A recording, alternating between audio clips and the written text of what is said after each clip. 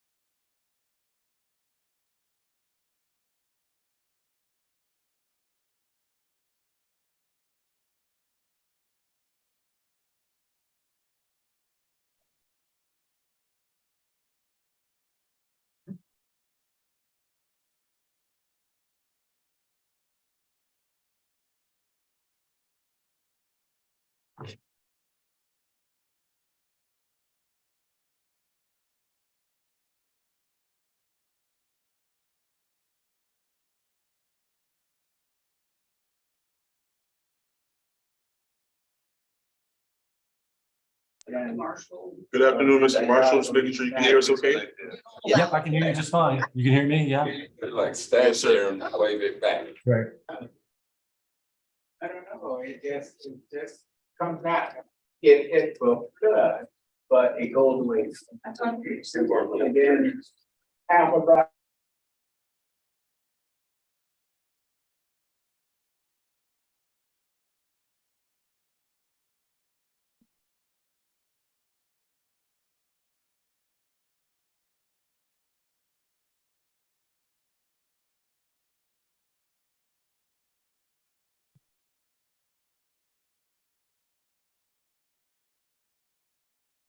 Some way. Check by pool, or I mean, check, yeah. And when we have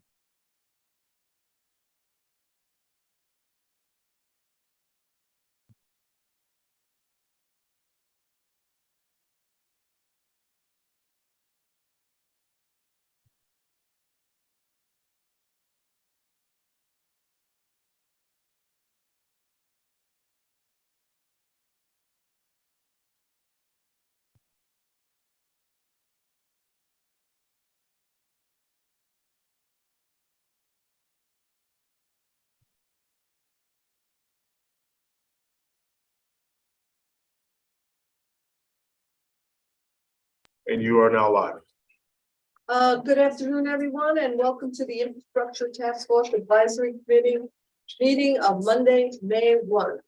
Can we do a roll call, please? Mr. Angeli, Mr. Grabsky, Here. Mr. Labrie, Here. Mr. Lambert, Mr. Marshall, Here. Mr. Partington, Yeah. Mr. Walters, Here. Mr. Zelman, Here. and Chairman Mona. Here. Yeah. Do we have to do any specific thing to allow Mr. Michaels to participate on Zoom? Yes, just need a motion Well, and a, perhaps we can do that now, or should we approve the agenda there? No, let's do that now. What is the procedure? Do we have to take a vote to allow? just make a him motion to allow him to Can I attend. get a motion?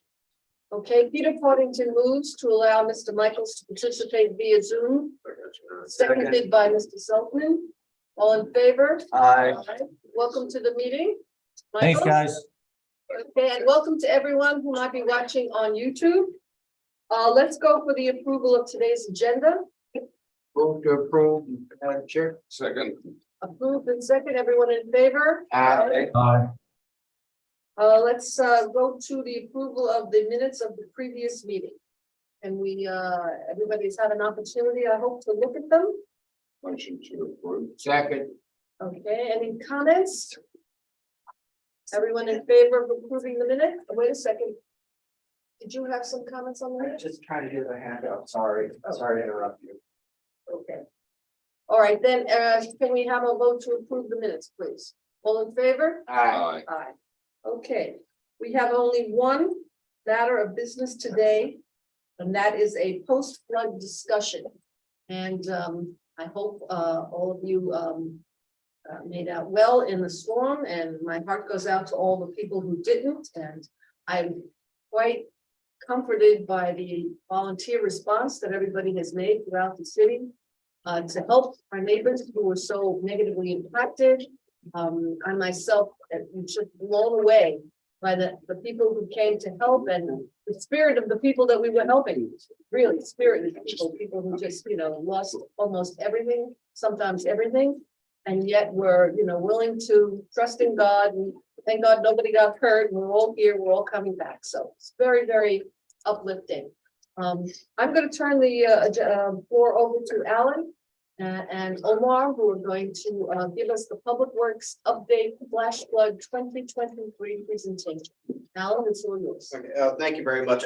I know that the city manager will be logging in and participating at some point in time. I can't tell if he's on right now or not. He's not on yet. So what I'm gonna do is, this is kind of a lengthy presentation, but as we've been going through the flood events, we tried to capture as much detail as we could as we're going through it, because we knew we'd be having discussions like this. And so we threw a lot of stuff onto each slide, not all of which we need to talk about for this point, but it was easier to create slides with everything and then pick out the pieces that we want to talk about. And I know for your interest, it's probably more on the flooding and the stormwater side, but you'll see a lot of other pieces as well. Dr. Gassman and Omar will be joining me, since we probably spent more time together over the past 2 weeks than we do in 2 months. But the basic agenda we're going to go through is talk about the initial event that occurred on April 12th to the 13th. Different aspects of the recovery operations dealing specifically with water and unwatering. Dewatering is when you take water out of the ground or someplace where you normally expect water could be. Unwatering is when you're taking water out of someplace that it was never intended or should have been. Okay, so that's why we use unwatering. But we'll talk through the unwatering operations in the neighborhood. We'll talk through the stormwater master plan, what it should have been able to do if it was fully implemented versus what occurred. And then we'll get into debris removal, lessons learned, and then the short-term and the long-term plans. I have to say, this presentation is about 2 weeks into this. There's probably a lot more that can go on to those last few bullets, but these are the initial ones that we walked out of the door from. And this is going to probably take 45 minutes or longer to get through all these slides. So on April 12th, if you look at the picture in the center, that was the weather forecast from the National Weather Service that we were looking at 2 o'clock in the afternoon on the 12th, which said that we were looking at a little bit more than 3 inches of rain were going to hit Fort Lauderdale that night. It was nowhere close to what actually occurred, but that is what we expected. And now typically when we get 3 inches of rain, we start having problems with water really building up in Melrose Manors. So as part of our typical response, we had 2 pump trucks that were out there just trying to do cleanup and keep it dry on the road just south of Broward Boulevard. Nothing different than a dozen other heavy rainstorms that we have had over the past year. By 4/12, we started receiving reports of extremely heavy rain down in Edgewood, water getting into people's houses. And that's when we realized that this was turning into something much more than what we anticipated. The picture on the right is a stormwater gauge, and I don't remember the exact time. I think that was around 10 or 11 at night when we took that picture, but it already had shown 10 or 11 inches of rain in some parts of the city. Okay, so as we're moving on, by 5 p.m. on the 12th, we started pulling in those 2 stormwater trucks because the water was coming down so hard. They were completely ineffective at removing any water, and it was a safety concern to have them out there trying to operate in that. Around the same time, the Kinney Tunnel was closed because of water. At 5:30 is when we, actually, I think that the graph here might have been around that 5:30, because that's the one where we saw Crescent Park had already reported 10 inches of rain in the previous 24 hours. And it went downhill very quickly from there. The city activated the EOC at 9 o'clock. We had members of Public Works and emergency management staff in there by 9:30, and they were going through and doing emergency rescue operations of literally hundreds of people. The mayor signed the emergency declaration or emergency proclamation at 11:57, and we were in full response mode at that time. And I think everybody's seen the picture in the bottom right with the rainfall intensity charts. Okay.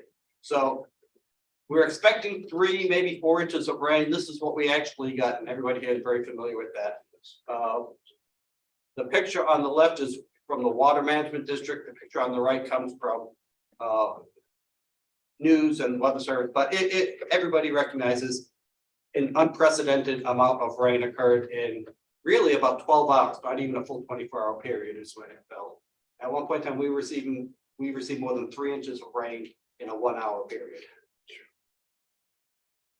So as the sun came up the next morning, we had staff that was out doing assessments of all the neighborhoods. And again, these were very preliminary. We saw the worst flooding in Edgewood, River Oaks, Melrose Park, Melrose Manors, but some level of significant flooding in numerous other neighborhoods. And I would say that these ones had significant flooding, but there was to a degree probably flooding in every neighborhood in the city. And just these are some pictures that we pulled out of security cameras at City Hall as we were watching it occur. So you can see 7:30, it wasn't looking too bad. By 9 o'clock, you can see the ramp that goes down to the basement. You can see water starting to build up. By 9:21, 21 minutes later, the vehicle was underwater.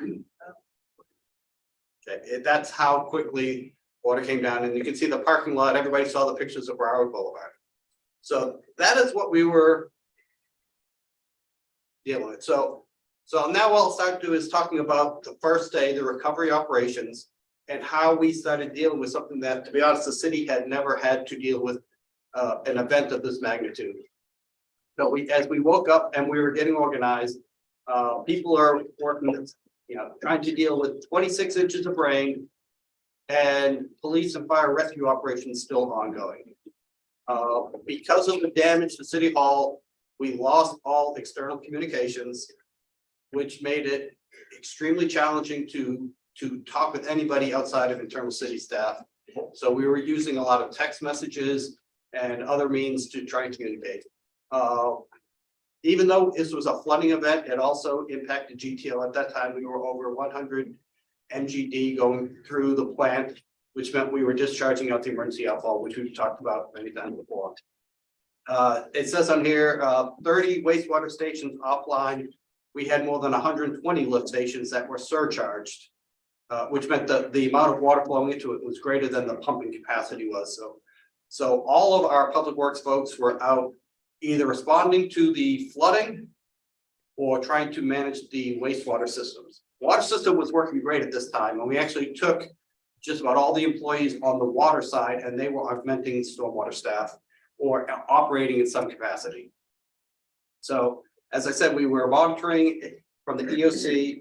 We had staff out doing assessments first thing in the mornings. Crews are out doing what they need to do. By 10 o'clock, we had started getting water out of City Hall because we knew that the key to getting us back up and operational was getting communications running.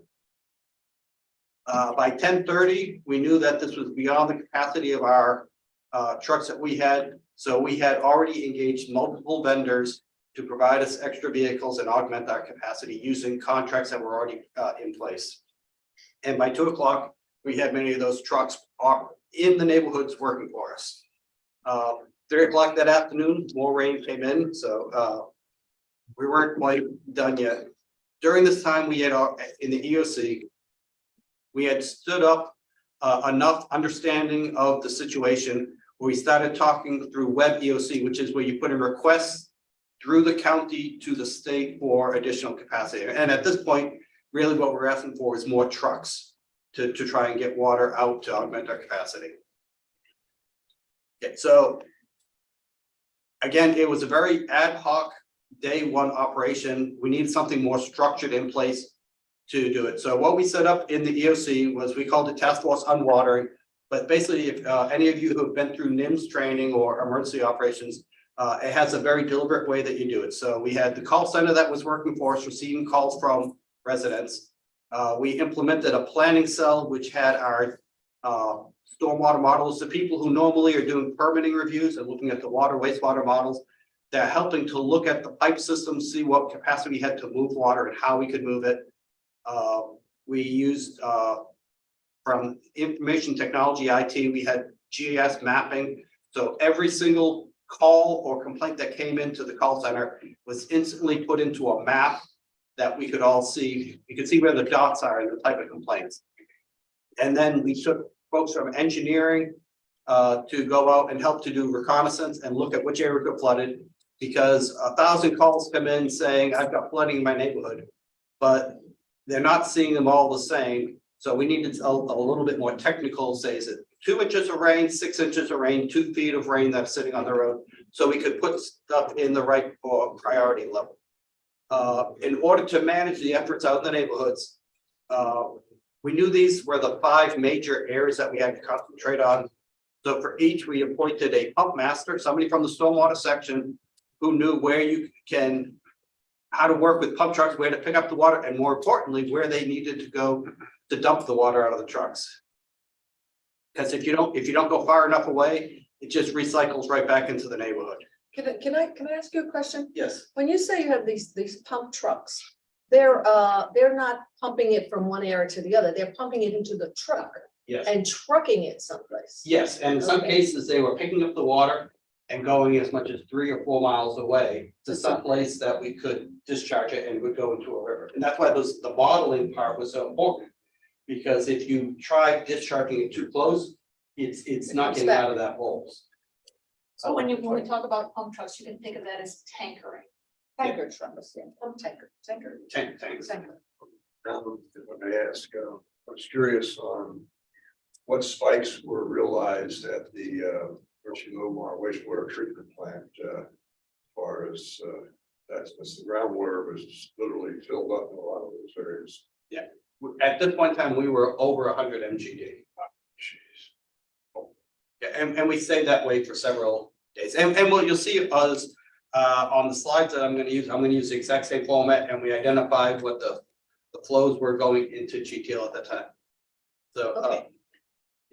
okay, so okay, and then the last piece on it was and then we had an engineer who was assigned to the areas who were also trying to evaluate the area and taken basically on a neighborhood by neighborhood basis. We had a technical expert who knows how to work with pumps and a engineer who understands hydrology and can help us with situational awareness.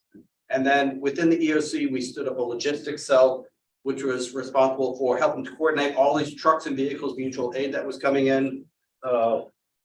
The debris management mission that we knew was gonna fall right after it would fell underneath that initially.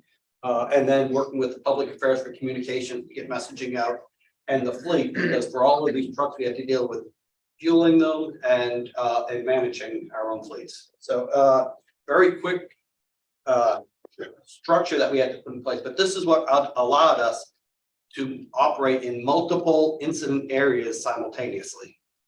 Before you move, Madam Chair. Debris management. You know, there was a lot of people, including some of my family who lived in Narrows Manor area. And their major concern was, there was debris clogging up the drains so that the water couldn't go. So and when you said earlier, debris management came after. Debris management is picking up everything that people are putting into the swale to get rid of. So that's when, Okay, okay, okay. this is not Different. cleaning out the Okay, systems. okay. Okay, so this is the general format slide that we're gonna go through on a day-by-day basis. And what you have on it is in the top, on the left side, what we had for assets available day by day. And remember, trucks were coming in and going out all day long, so we tried to look at what we had going into the day's operations and where they came from, our internal assets, from mutual support from another city or a contractor. Initially, we were focused on, and actually, let me go back to here. As I was talking about priorities, city manager quickly established 3 priorities. Critical facilities, which included FP&L, power banks and things that could impact power, roads and arterials, and then neighborhoods. So as we were tracking on the first day, we're looking at which roads are passable, which ones are not, because it didn't do any good if you had a neighborhood and you couldn't get people in and out. So we had to get the roads cleared first so that aid could get in and we could help people. So we started tracking those. You'll see underneath that water and wastewater, because not only were we tracking the flows going into GTL, but also we were tracking a number of breaks and issues with both the water and the wastewater side. Can I just ask a question on that? I mean, those water breaks were just coincidentally happened at this time. The water system itself was not impacted by this. It was, the water system was not impacted, but we did have a number of breaks that occurred. Just coincidentally, at the same time, we had some. Well, water it's breaks. because of the shock to the overall system. Okay, when you have this much water in the ground, the pipes start sagging. Up and down, up and down. I We got it. start having, we had a definite increase in the number of breaks. I understand. But the water system itself, the plants were fine. And I know we did put some precautionary boil water notices out in places, but that's part of the normal operation. Soil friction reduced. Soil friction reduced. Yeah, no, I contained, definitely like, see. Got it. Water hammers. So every part of our systems was being challenged at this point. Right. James, you had a question? Yeah, I'm not sure I quite understand what you're saying, Alan. You said the ground was so saturated with water, and so then the pipes. The ground was so saturated with water that, and I can't tell you for sure that is what caused. I know that within the matter of the first week, we probably had close to a dozen water pipe breaks that we had to Okay. deal with. And I attribute that to shock in the system. We had a lot of areas where we had washouts and very soggy soil. So pipes are able to move a lot more, which Okay. would probably led to those Okay. breaks. Understood, thank you. Alan, I would just offer that, one of the things you need to keep in mind when we talk about trying to move water off the roads is that some of these roads are not under our jurisdiction. So for example, the first 2 that are listed there, Southwest 27th Ave and Southwest 31st Ave, those are Broward County roads.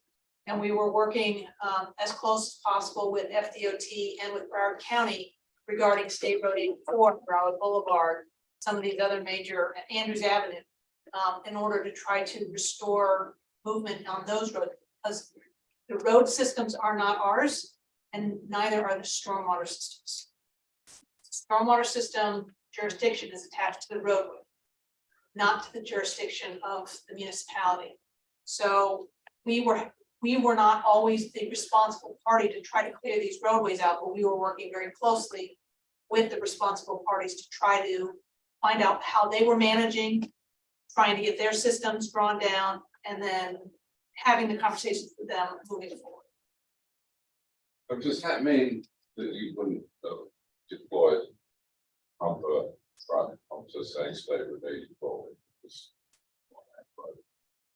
We are not allowed to discharge water from Edgewood or River Oaks into the state system on 84.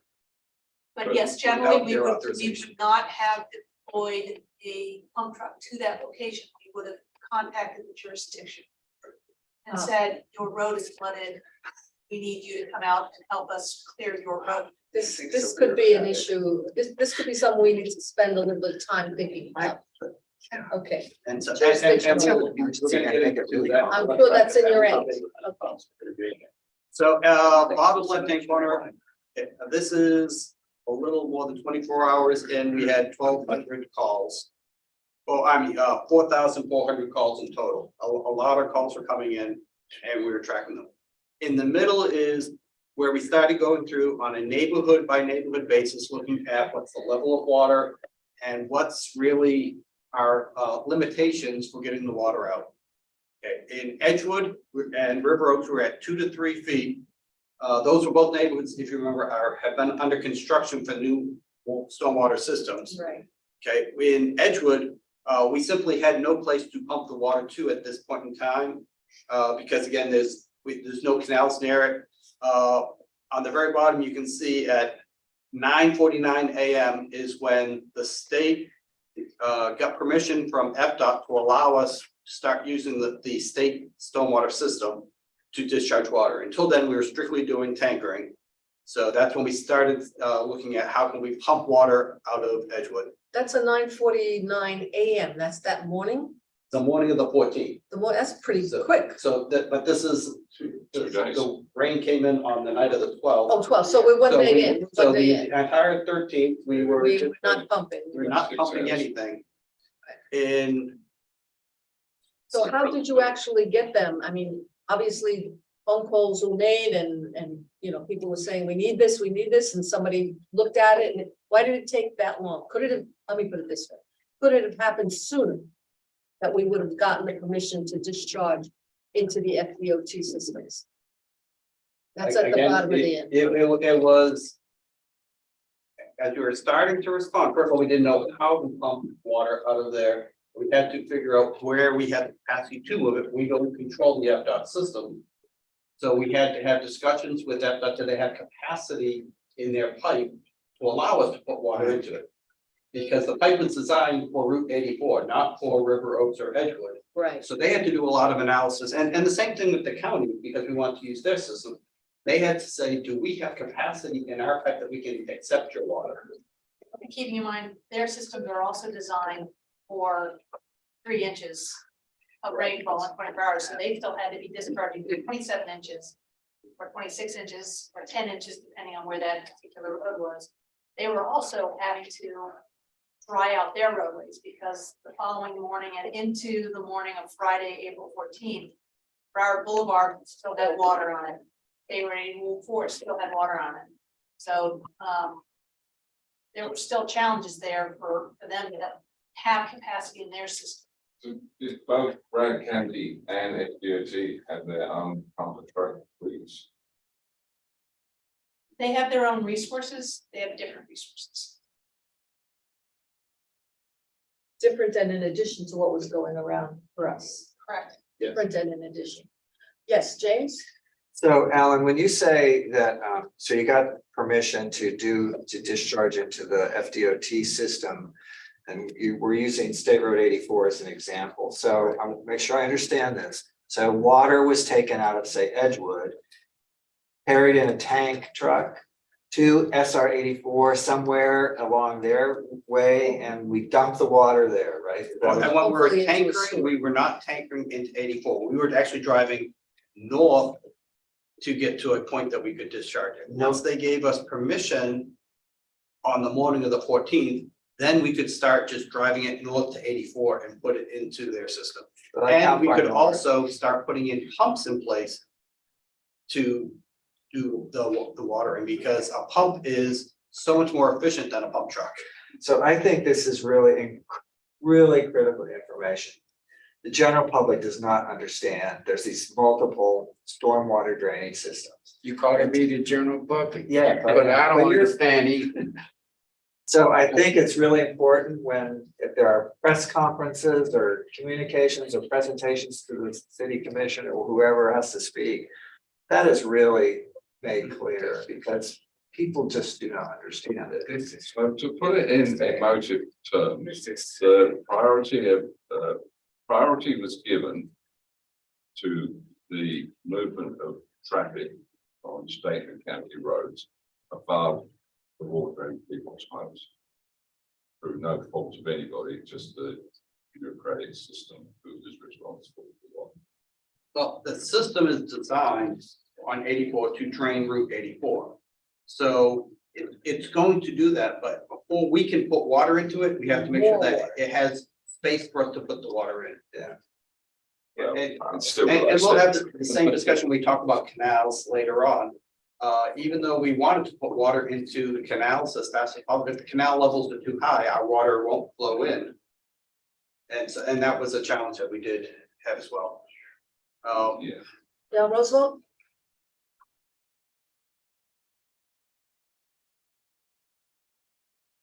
When we a little older, when the next 1,000-year storm get here, what are we putting in place now? Well, that's about 45 slides. We're gonna find out. Okay. All right. Okay, This is good practice for you tomorrow. no, that makes it, this is the same basic slide deck that we use getting, it's got a lot of information, I'm talking to all the pieces on here now, but we're gonna focus in more on the stormwater aspect of the Okay. next couple. All right. Okay, so Edgewood. Couldn't pump it any place except with trucks. River Oaks, we did have the stormwater system that was in place, it was about 70% constructed. And the contractor started setting up pumps, not pump truck, but pumps, just use the pipes that were just in the ground to start draining the water out, and that started to become effective very quickly. Melrose Manors had 2 to 3 feet in it.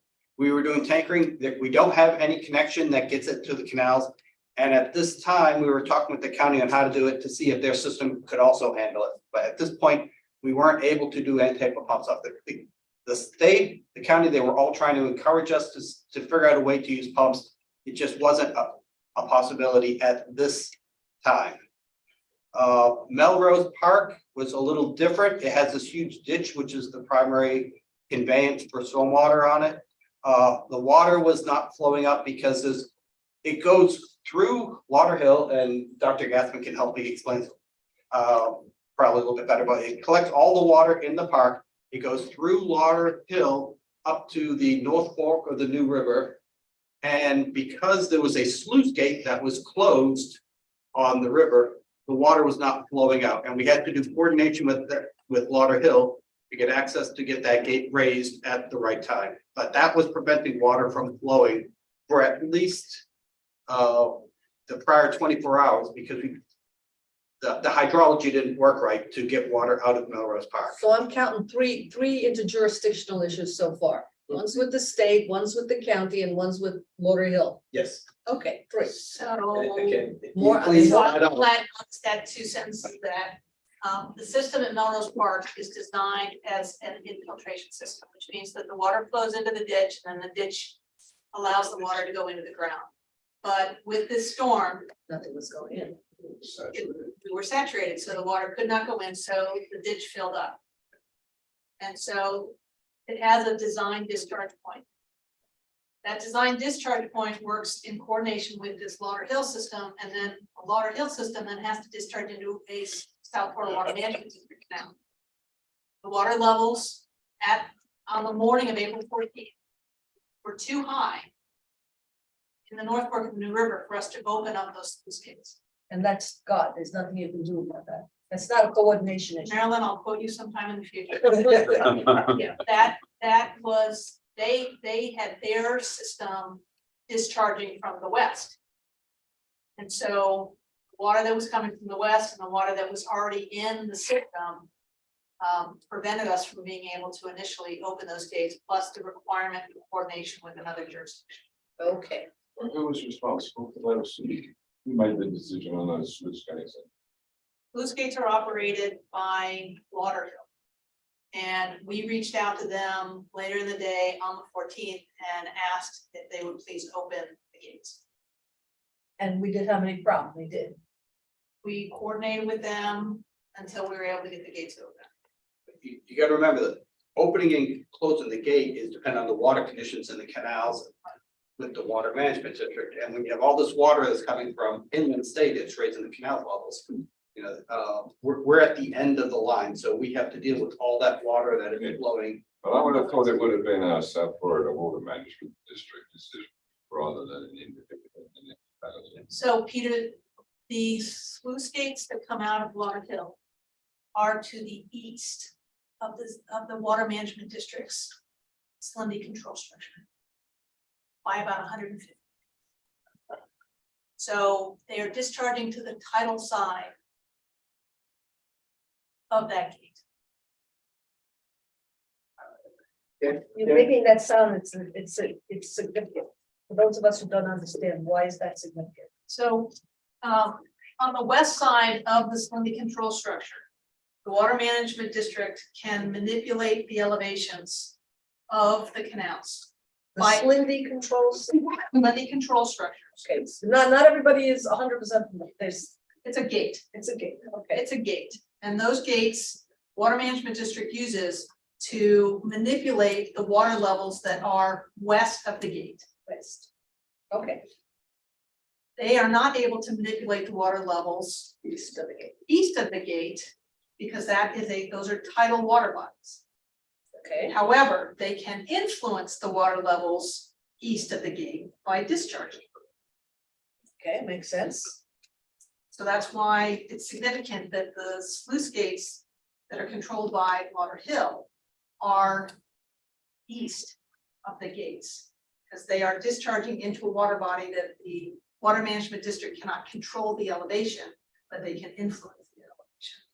So to use your words again, you said they can influence the water level east of the district by discharging, or I would have thought more particularly not Not discharging. discharging.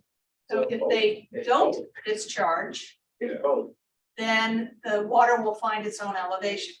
If they do discharge, they can mount water on top of the existing water level that's in the river.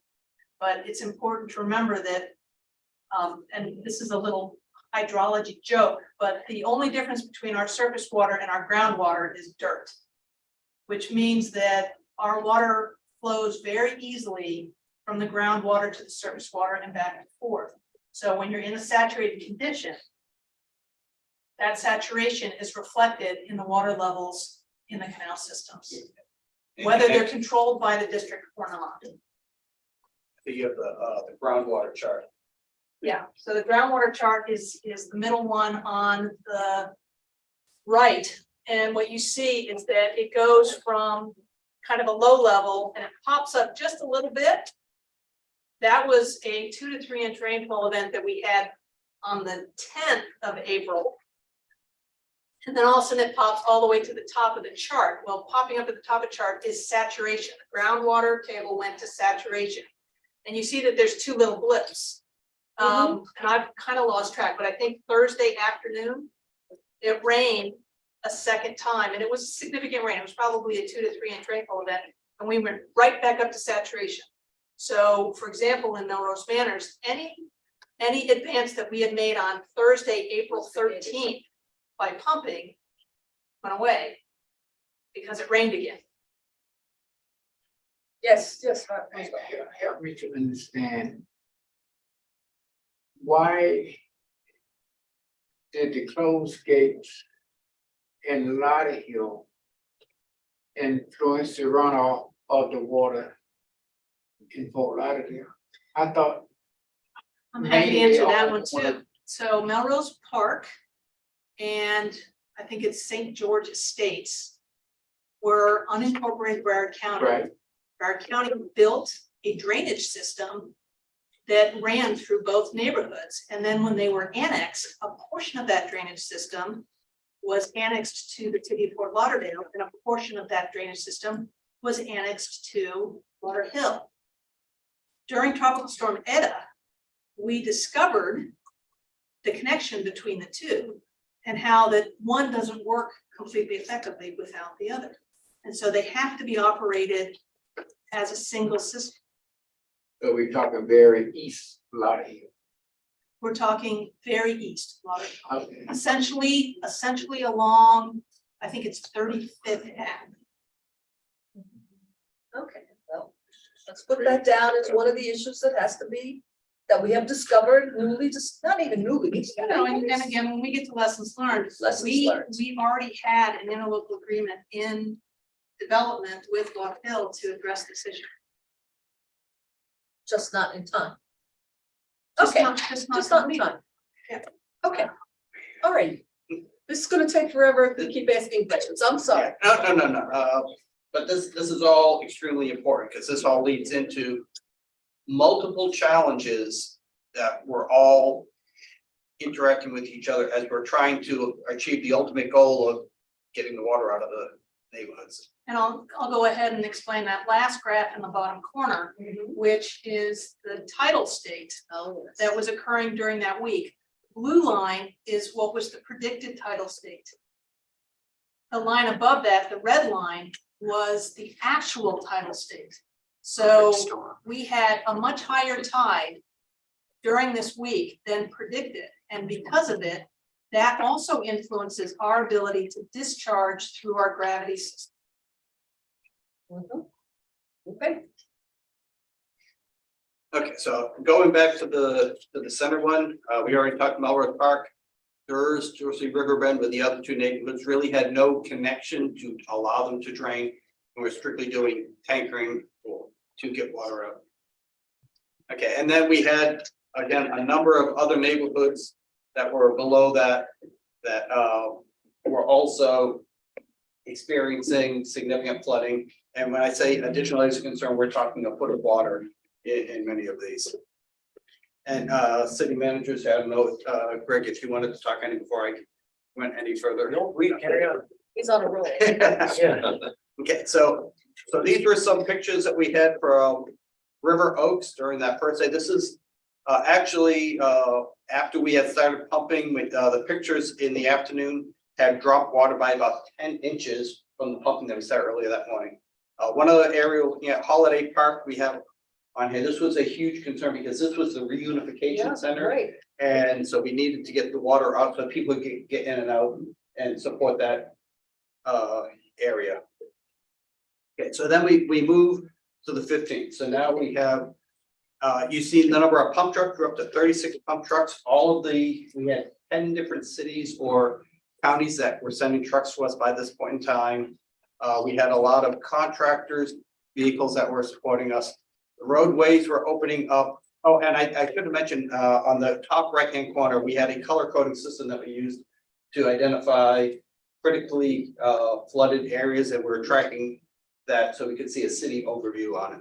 And if you go from where we were on the 14th, where we had a lot of, red, amber, and yellows, by the 15th, we get down to just a couple pockets of red. A lot of those other areas had drained naturally or with the pump trucks that we had. The roadways were largely open. We had started doing muck removal by this time. GTL is still discharging through the outfall. We're down to 83 MGD by this point in time, more than 48 hours after the storm event. Still had a number of lift stations that were surcharged, up to more than 5,000 calls through the call center. And going to the neighborhood now, Edgewood on the south side, we had gotten permission. We had put 2 pumps in by this time from the neighborhood into the FDOT system on the eastern side. And they brought the water down to about 1 foot by this time by those pumps. River Oaks, we had two pumps going. Again, we're at about 1 foot of water, a little bit deeper in some areas, but having huge success with pumps. Once we finally figured out where we could put a pump and where we could discharge the water to. And the FDOT Assistance 84 was critical for the Edgewood neighborhood. Melrose Manors, at this time, we're still only doing tankering. We're still trying to work out a plan on how we could pump water out. The state tried to help us, but they were not very effective in doing anything other than telling us, here's where you can rent some pumps. But we didn't have a discharge point, so they didn't do any good at this point in time. And so we're still trying to develop that plan. Melrose Park, the level had dropped. Once we opened up the gate, it dropped about 1 foot. We started seeing a lot of debris and things that are building up in the system. We had a great water conveyance system, but anything that may have flown into it was going down. So by this time we had to go and clean up debris on the grates because it was starting to impede water. And we had to do this again just a few days later because it was preventing the water from flowing away. Durs and Dorsey River Bend were dropping significantly. Durs by this time we were saying was cleared, and Dorsey River Bend was well on its way. So we're already seeing progress in a lot of the neighborhoods once we started getting towards the pumping. So from there, Melrose Manors and Dorsey River Bend are still being tankered because there was no connections. No, we haven't figured out how to make the connections to the outfalls. We could not use Two pumps at that time, so those Okay. two were tankering only. The others, we had Figured figured something out, out. we had figured out a way to get pumps in place and we're drawing down the water in them. Okay, and this is some of the pictures where these were areas that were under 2 feet of water to 3 feet of water in Edgewood and River Oaks, and you can see how they were drawn down. Melrose Manors, we weren't having that type of success yet. You can still see very significant flooding in Melrose Manors on the 15th. As we go into the 16th, again, we had 36 trucks that were operating. At this point, well, we started a secondary operation, knowing that as we cleared the water, we need to get an understanding of how much dirt, debris, damage to the roads. So we took the surveying crew and they went out and they started doing surveys of every single road in areas that had been gotten the water out of. Looking for road damage, potholes, sinkholes, because we had a number of those, debris and muck on the road that needed to be cleared. And they were going through and doing assessments to help us out with those follow-on operations. GTL had dropped down below the 80 MGD, so we stopped discharging. And then we had this rain event and it picked right back up again. So we were still fighting the GTL fight going into it. Looking at the neighborhoods, at this point, we were pumping Edgewood into the FDOT system.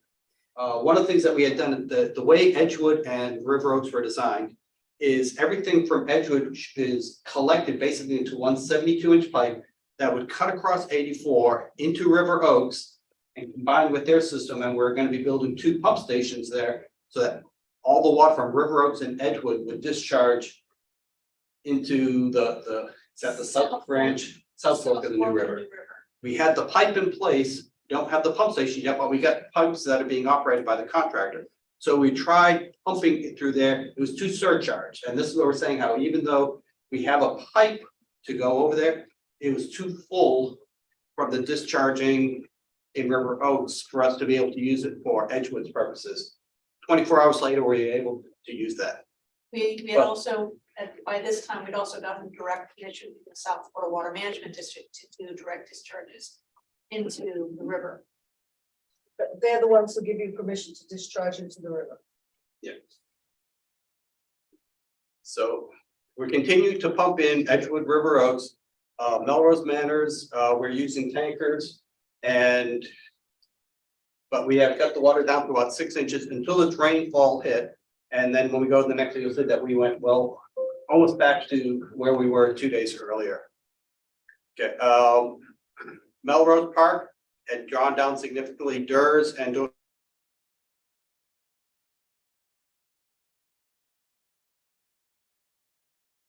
Dorsey River Bend were basically no longer. Yes. This is not a good deal. If we had in place everything that we have planned for stormwater, what would be the difference between what actually happened and what would have happened if everything was in place? I know it's a guess, but please guess for it. So the system that we are designing is to handle a 10-year storm, which is about 7 inches of rain. This was way beyond anything that a stormwater system is normally designed for. So you would still have flooding. What you would not have had would have been the duration of water on the streets, because when you kick those pumps on, plus take expedient measures, we'd be able to draw it down a lot faster. But in neighborhoods where we have no discharge point, we had no ability to pump it, it just takes a lot longer than we would like. But even with the new systems in place, we are not going to have the ability to manage 25 inches of rain in a 24-hour period. So the 3 words that you want to think about, Roosevelt, are frequency, intensity, and duration. That would have been the difference. I want to add to that, it's 26 inches in 5 hours, and I don't know if you already passed that slide that shows the pickup truck.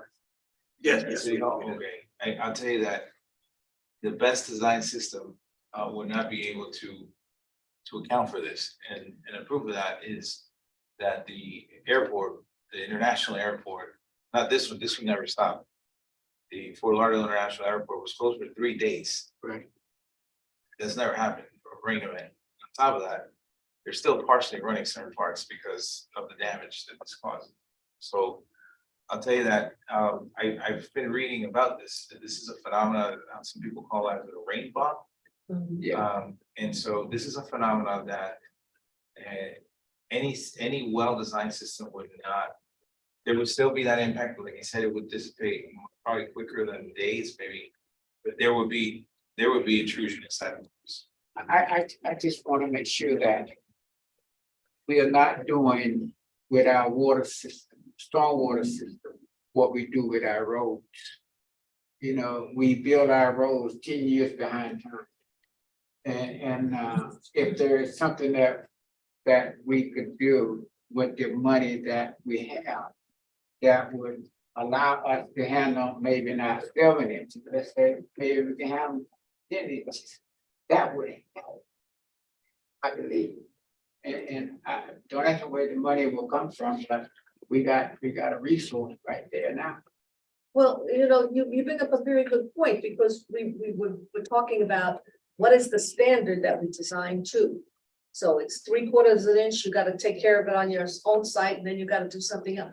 And we're doing 3 inches on our storm system and our roads right now, right? So that's the historic design. Historic, what is the current? So when we engaged the consultants for the stormwater master plan Right. that developed the executive summary that was put out in January of 2018. The aspirational goal of the design was a 10-year storm event, which, as Colonel Dodd has mentioned, is in the range of 6 to 7 inches. So we aspire, We aspired to a 10-year level of service. right, Where we were able to design to that 10-year level of service, we did.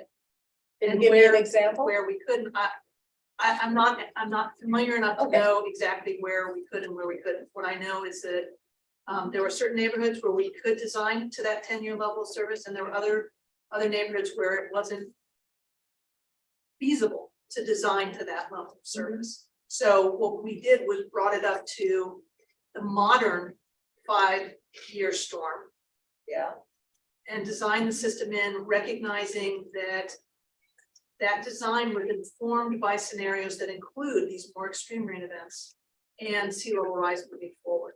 So the intent is that that 5-year level of service will be available for the next 50 years, and what is the 5-year level of service? How many inches? roughly 3 inches. Still 3 25 inches.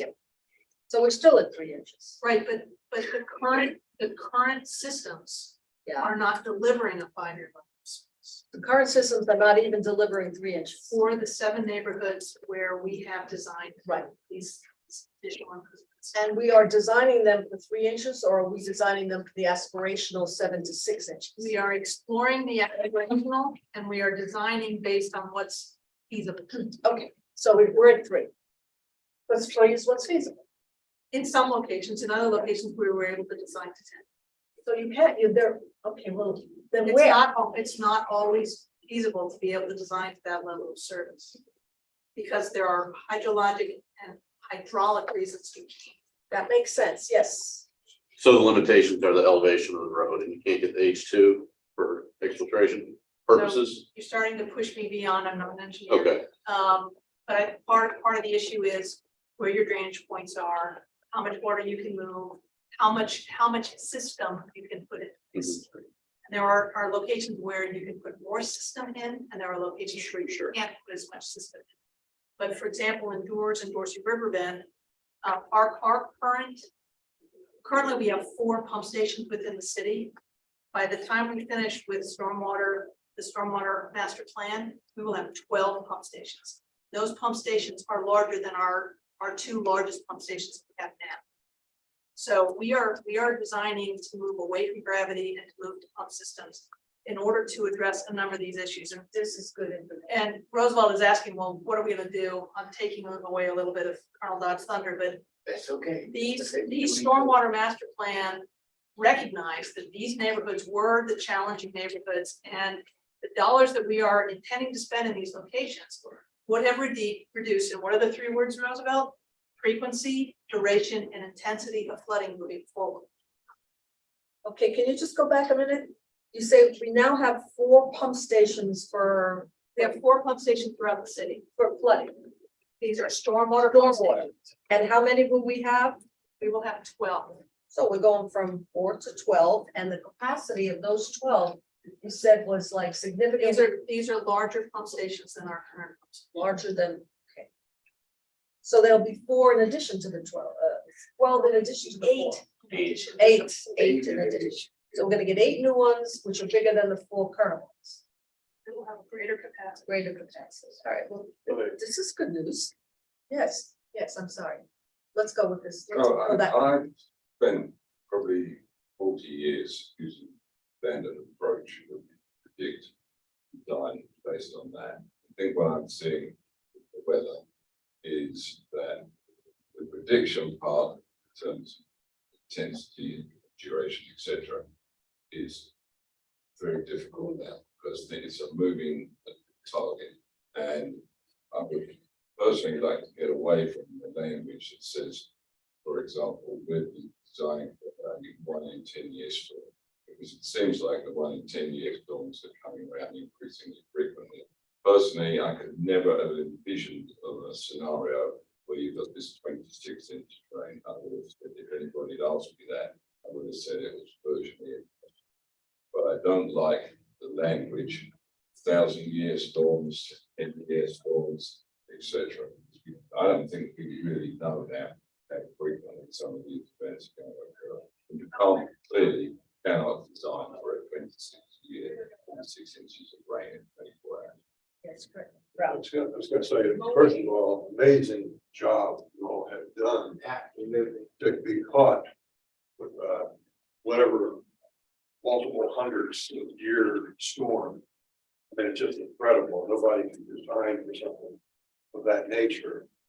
And you're right, is that with the groundwater moving up a little bit over the decades and the intensity of rain, the 10-year storm is no longer a 10-year storm. It's maybe a 5-year storm, who knows? But you just have to anticipate certain areas that are more prone to flood. You have to use a certain design criteria on that to handle that, as opposed to somewhere else that may not have a flooding. They may be up higher elevation where it doesn't pond and sit there and collect there. But it just, it's tough. I mean, you're saying you go for a 10-year, I mean, maybe it might turn out to be a 15 or 20 or 25-year event that you have to design for certain areas. But I'm just flabbergasted that I just wonder how, I don't want to say Broward County because I work department, how many other cities had, this great job as you all have under the circumstances to, Here, here. you know, really applaud your efforts and ability not to get caught blindsided. I mean, if you couldn't win this battle. Nobody could win this battle, but you sure as hell did a nice job trying. Peter? I want to make one other point, and that is that when you hear about the situation, it's all part of a continuum of, look, we had the sewers, the major sewer failure, whenever it was, 4 or 5 years back. And there we go again. But it's completely different because in this case, partly because of the ITF, we learned that you had designs ready to go for drainage. And because of that, Commission listened and actually did a bond issuance and initiated a program of works. Those works were underway as this happened, completely different to where people knew about the conditions of things and then allowed failures to happen without planning ahead for repair and replacement things. So you were preparing, you got caught in the stage of repair. Okay, But to the point earlier that Mr. Wellman made, no one could have built a system that would handle this. we're all in agreement on that. Yes, moving on. Okay, I'm gonna go a little bit quicker on the next. Hope springs eternal. It's a lot of. Oh, I'm gonna stay on this slide for a while. Okay, the 17th, again, we're making progress. We're still discharging through the outfall.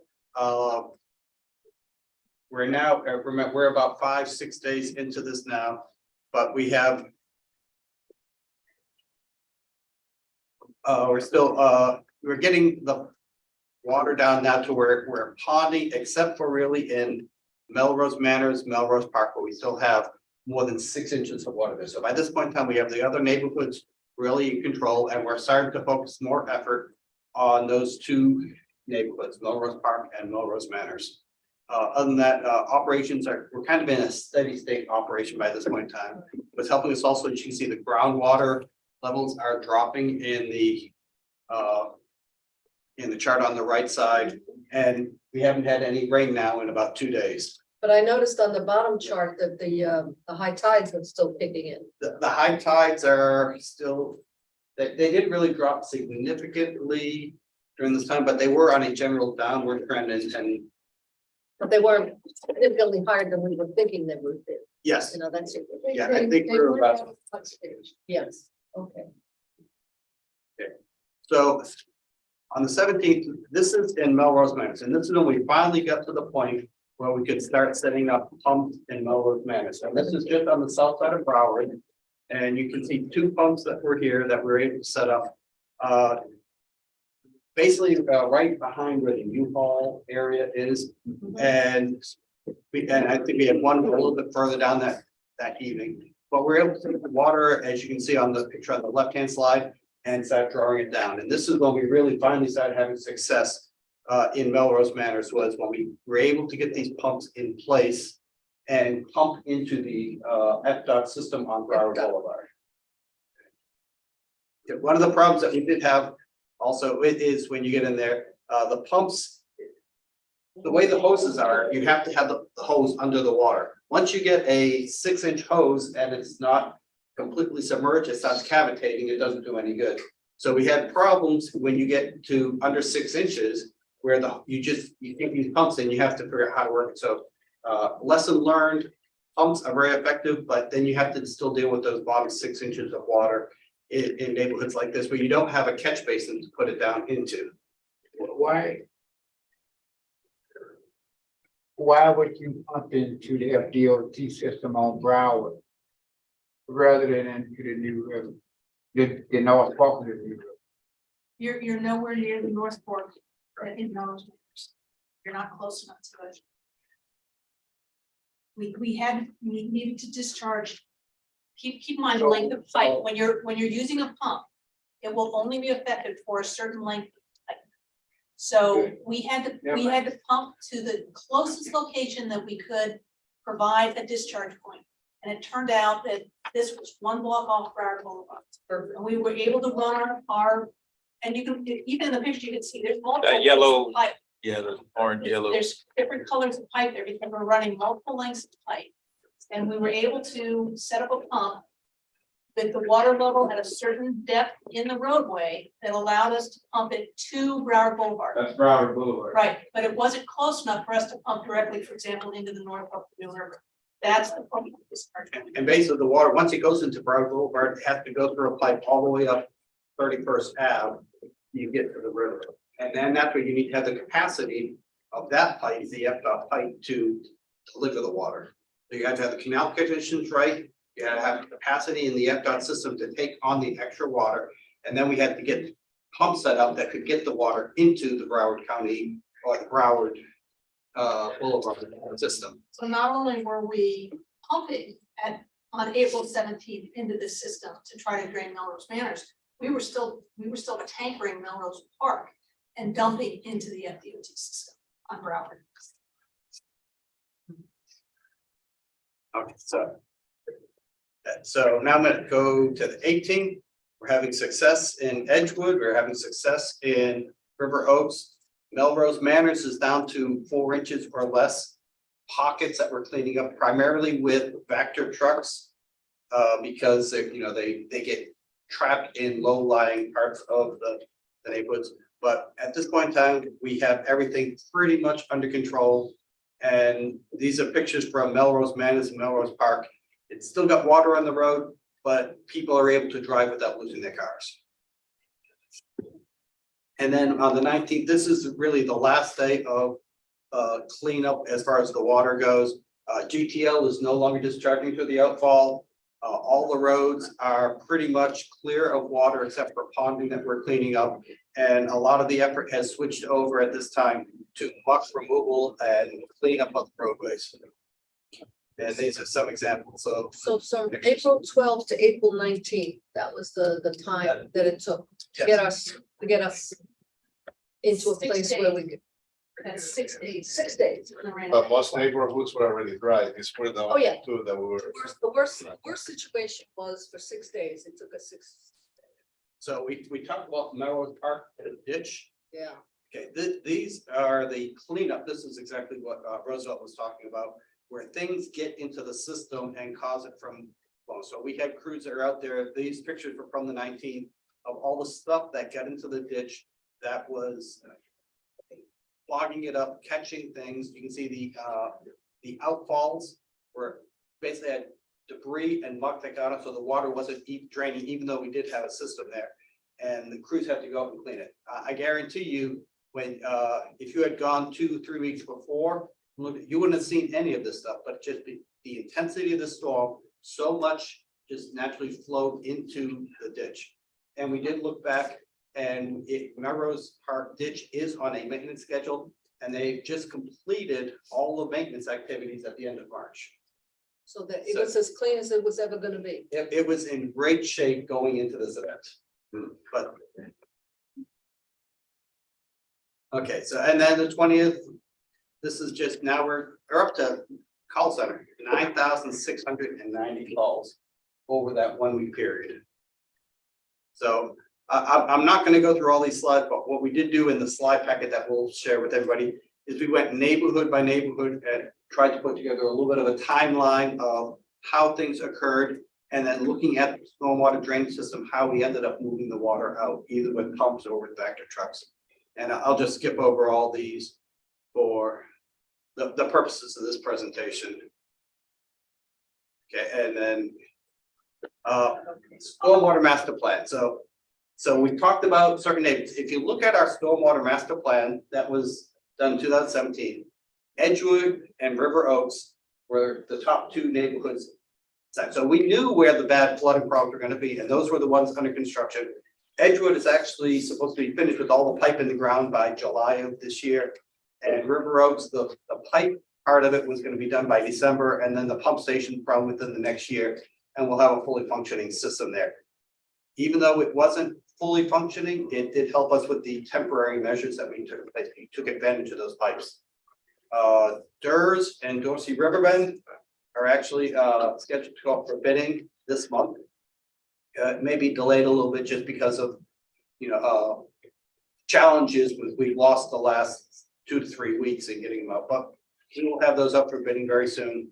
Progresso Southeast Isles. Can I ask a question about, you say the River Oaks system is drainage pipes and pump stations, that's the plan, that's the reality. Yes, In Edgewood, we're having pipes and pump stations? no, it's using the River Oaks pump station. So the So water Edgewood goes to River Oaks goes to the pump station goes to the river. to the river, yes. What does the River Oaks Preserve do?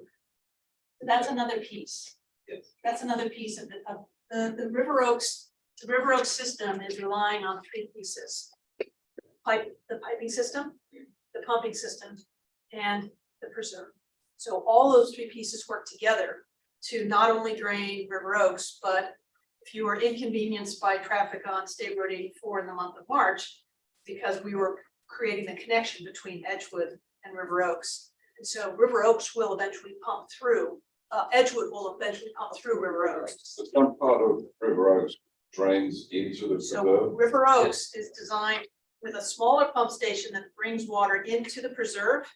And then there's a larger pump station that will be on the South Fork of the New River, and it will pump out of the preserve to the South Fork of the New River.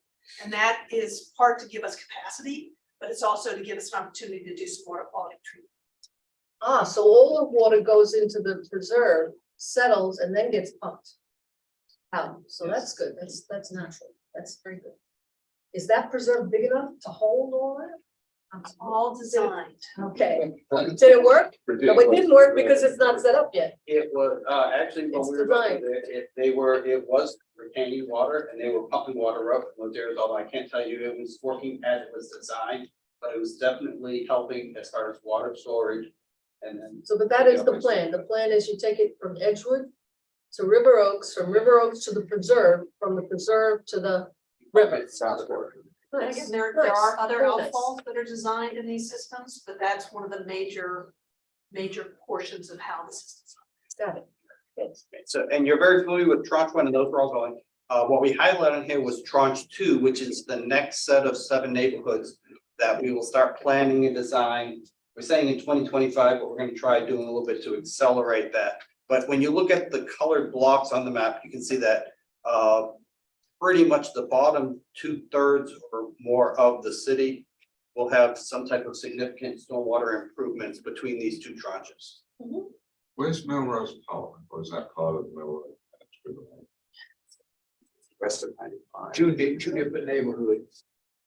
So Noah Park is here. It's not part of the stormwater master plan, but following Tropical Storm Eta, it was completely rehabilitated. It was, you mean their sewers were completely real. There's the stormwater system, System. especially the drain and the conveyance to the North Fork, was substantially rehabilitated following Tropical Storm Eta. Okay, okay. So what's there now is what's going to be there for 10 years, right? Forever. And that was designed on the same, the 5-year, 10 years old. Or So thought that was about designed by Broward County, Oh, and Yeah. we annexed it in roughly the year 2000. So that system was designed and substantially brand new roughly in the year 2000. So it's a 20-year-old system. The difference between Melrose Park and Melrose Manors is that Melrose Manors has no infrastructure other than swales to convey drainage. Whereas Melrose Park has a system of exfiltration trenches as well as this ditch that's connected to other catch basins throughout the system, as well as catch basins that hook onto Northwest 31st and a few that drain out to Broward Boulevard. But that has a substantially intact and relatively new drainage system. So we threw this slide in just to talk about pumps versus pump trucks. Mhm. And what we looked at was 100-acre watershed, 4 inches of rain, how many gallons and how quickly we would be able to drain that amount of water. And what you see is basically, if you go on the bottom, a Vector truck would take 16 days for 15 trucks to clear out the water. If you go to 6, 8, or 12-inch pumps, for a single pump or 2 pumps, you get down to days. And with the 12-inch pump, you can get, with 2 pumps, you can get in 18 hours, you can clear that same amount of water. That would take 16 or 15 trucks to do over 16 days. And we will have 12 pump stations with those with those pumps. Yes. Eight with the new pumps. Yes, and they will be pumps of probably 12-inch pump or a higher capacity. So that is why, as we're doing it, any place that we can get pumps in and not Vector trucks, even though people like seeing Vector trucks out there. The real success story is if you can get a pump in, and that will get into our short-term strategy for Melrose Manors in particular. Okay, very quickly, we put together a slide talking about debris, and I'm just gonna skip over to the very last one in here. If you look at the number of loads that we have collected of debris, this is people who have taken destroyed furniture, drywall out of the houses, put it on the side of the road. The contractors have come and picked it up, and that's a lot of waste that we have. What was the resolution of the black bags, Greg? No, so we just told people going forward not to put black bags. Thompson was following through as the inspector for the debris collection. It just slows down the collection process. So, I mean, everything was collected, really black trash bags. Yes. Also in my neighborhood, people were putting stuff out on the regular trash day in addition to damaged flooded stuff from their house was put out, mixed in with the garbage that usually gets picked up. I mean, how didn't really sift through that, right? Or determine what's what. It just, you just picked it up and took it away. I mean, that's what happened. I couldn't speak as to what they were doing out there. Yeah. So we were continuing to run regular cart service, so your black, green, and blue Yeah. carts. We were continuing to run bulk service. So the traditional once a month, you can put out so many cubic yards of waste. We were continuing to run that. And then in addition to that, we had the debris management, and the debris management that was associated with the storm was supposed to be limited to pickup of debris that was generated because of the storm process. So flooded or damaged materials from the storm itself. I remember reading about the differentiation, but I don't think people paid much attention to it in my neighborhood. I'm just saying that So they if just put it out. they put stuff out during regular bulk and there were no calls in our system that said this is storm debris, it was picked up as part of regular bulk. Yeah, I'm pretty sure that's what happened to a lot of it. Is FEMA gonna reimburse us for all that bulk removal? It was For- loaded, it was For picked up. debris removal, not necessarily for bulk. Debris being, Storm debris. well, flooded couches is storm That's debris. storm Yeah, debris. but Storm debris. What about broken tree? I don't know. That's if it was part of the storm process then, and it got put out by the edge of the road as part of storm debris, it got picked up. I think there's a process that things that are they have objection to. We will have a chance to appeal it. And but I think it's very evident from the maps, the documentation, that this just didn't pop up out of anywhere. I mean, it's very evident that, and again, they take a lot of pictures for that purpose. It's very evident that all this is consistent. Mhm. Like if you were to tell me, okay, I have a debris pickup in Imperial Point, Yeah, no. I mean, that's. Okay, I got it. But I mean, it's very consistent, and the way that this staff has, I gotta give kudos to them, impressed me with. There's this young lady that just created an app like that. Yeah, that the state said, hey, take pictures and then you're gonna jot down, and then we told the state, no, here's a link to our app, you see real time us taking pictures of the inspection. I just found that amazing. That sped up also everything else, because they thought we were only gonna have 400 homes. At some point, we're gonna have to have a ceremony, an awards At some ceremony point of many. for heroes. And then again, it's everyone coming together, Yeah, and no one on this team said no. Alan Dodd was there the entire night. He got in at 8 p.m. and I don't know how he did it. He just just kept doing it, you know, so everyone came together. And they just kept doing it, you know, so they had this. I think that was addressed, but if there is any objection to being reimbursed, we can appeal it. Okay, so this is our lessons learned slide. This is the important big slide. This is, I've got 3 slides left. This is probably the most important of it, and it's a lot of the stuff that you've already brought up. First one is pumps versus factory trucks or pumping trucks. It's just much more effective if you can figure out how to do it. And we need to think more in those lines instead of just throwing factory trucks out. Next one, our stormwater operations has less than 30 people in it. They are normally a Single shift. single shift 8 to 4 during the day. They're not staffed for 24/7 operations. So when we recognize that we need to go greater than 48 hours, we really got to start splitting the crews so that we can have some expertise out there at all times. They're limited by licenses, they're limited by a lot of stuff, but if we know we're gonna go 24/7 operations, then we gotta manage them differently. Or we'll have periods of no coverage, and they're the experts on our system. Canals, groundwater levels have a huge impact on how much we can drain out the systems and how we can pump water out. So monitoring those levels, knowing where the water is too high really influences what we can do and where we should be prioritizing efforts. Having interlocal agreements with Broward County, Lauderhill, any adjacent communities on how we operate and maintain a system. We talked specifically about the sluice, but there's other places and areas that we can have agreements to work as well to manage our collective system. Along with that, we got permission for emergency use of the Broward County and the FDOT drainage systems. Normally, we never are able to use them, and it was critical to our ability to drain those neighborhoods. We need to have some type of agreement so that we know when the thresholds are, they will allow us to use it again. Automatic.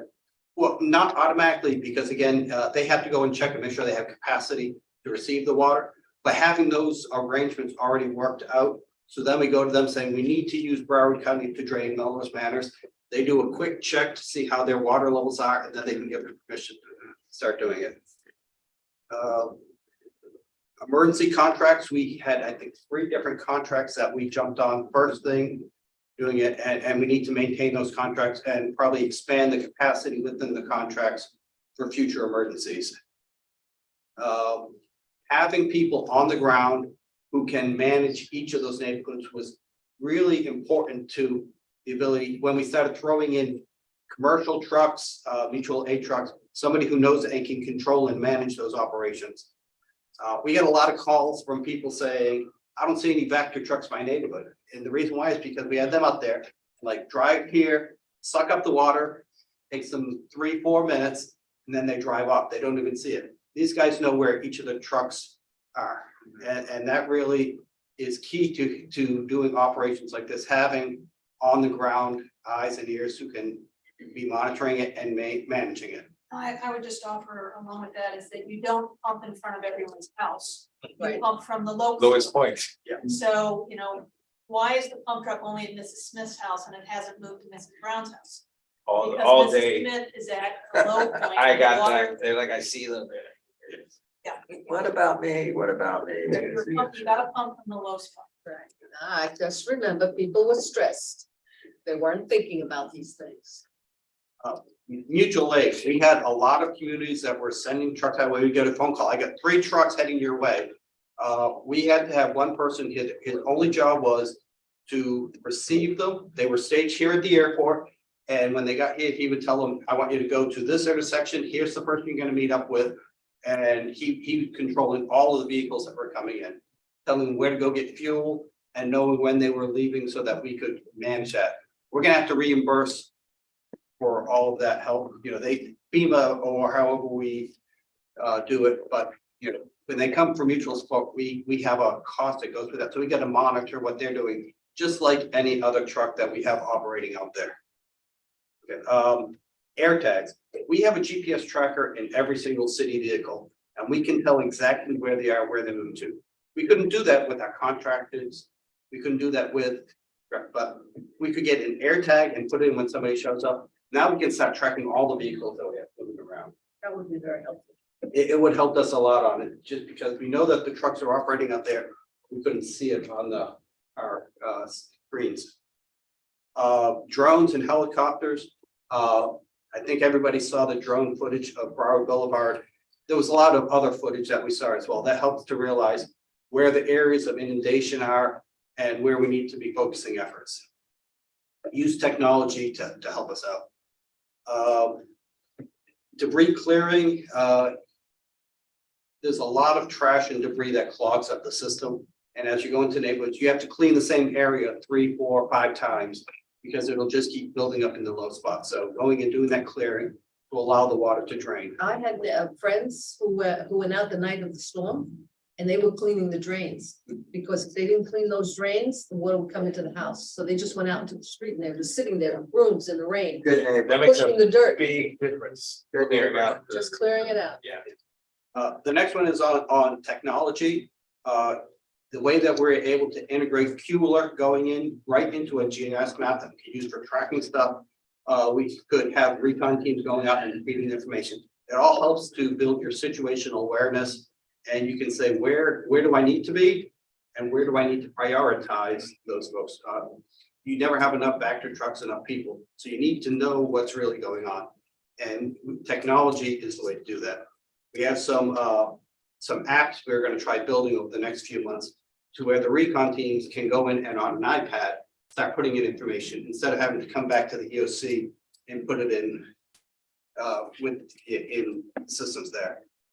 And the last one is as you're draining the water out, being prepared to go right in behind doing that muck removal and start debris management. The people who are hit with the most water were also the ones who are hit with all of the cleanup efforts that were needed right after. So the sooner you get in and do the phase 2 operations, the sooner they get back to some level of normality.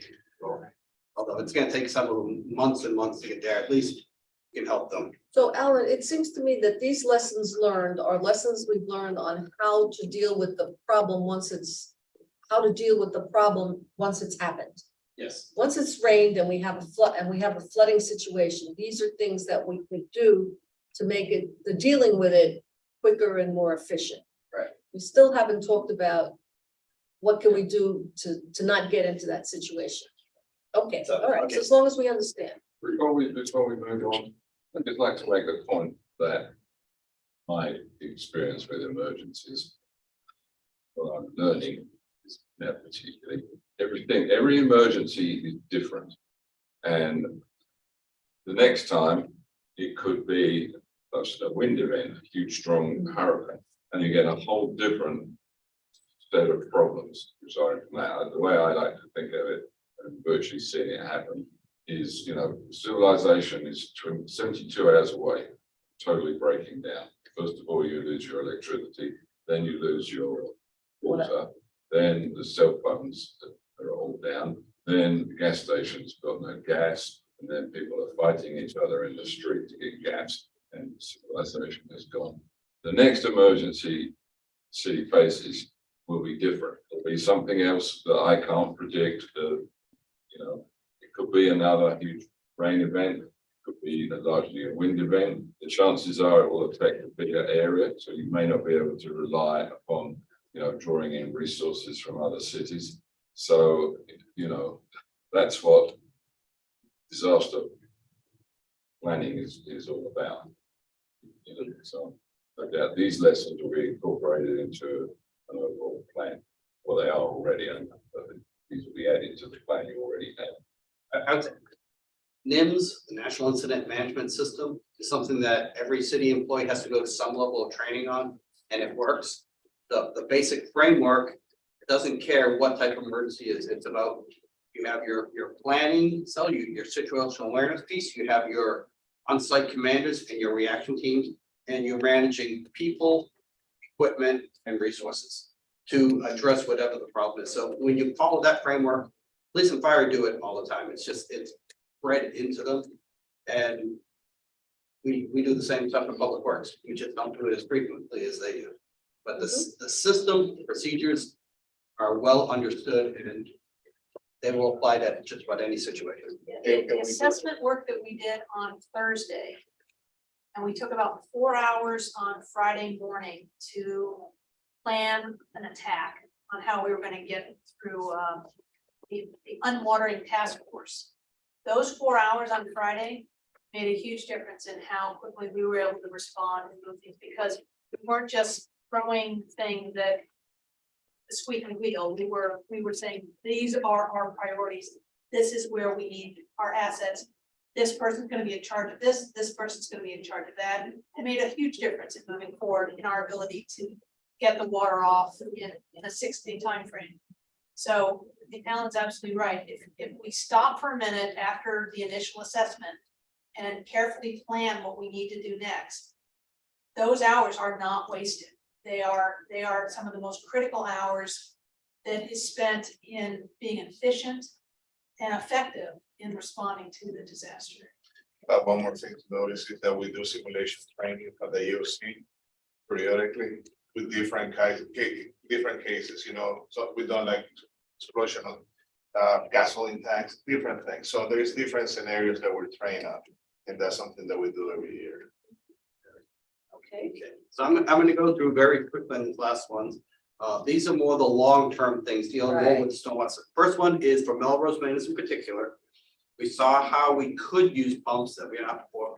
What we're gonna do now it probably take 4 to 6 months to do is develop a temporary pump plan where we identify exactly where a pump will be located, where the hoses will be run, and then putting in a like a catch basin or a sump pit, something that we can put the pipes into to drain the water out. That's one of the big challenges we have there is you don't have a catch basin to even drain, it's too flat. So we're gonna put some of those in, and that can happen very quickly in order to start draining the water out. Along with that, we need to put in place the permanent ILA with Broward County and FDOT so that we have those permissions up front to start pumping the water. Yes.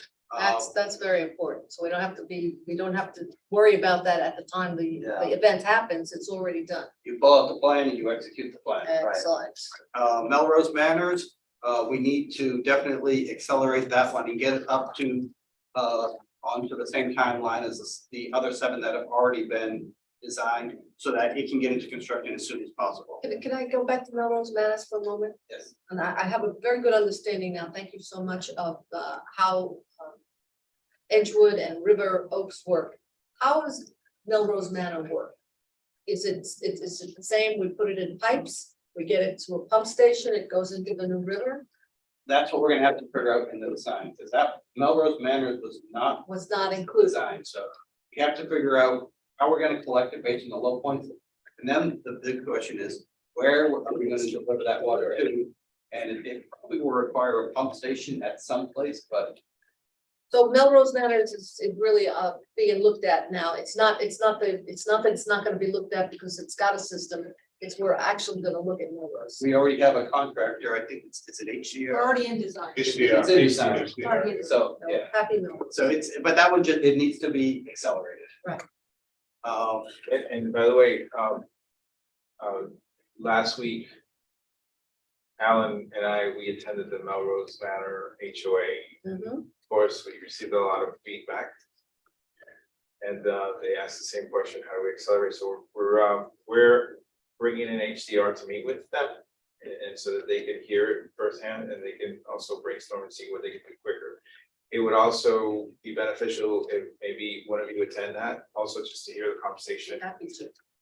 That would be very good as well. And I saw a system that was delivered in Hallandale Beach where there was nowhere to put the water. It was like a bowl.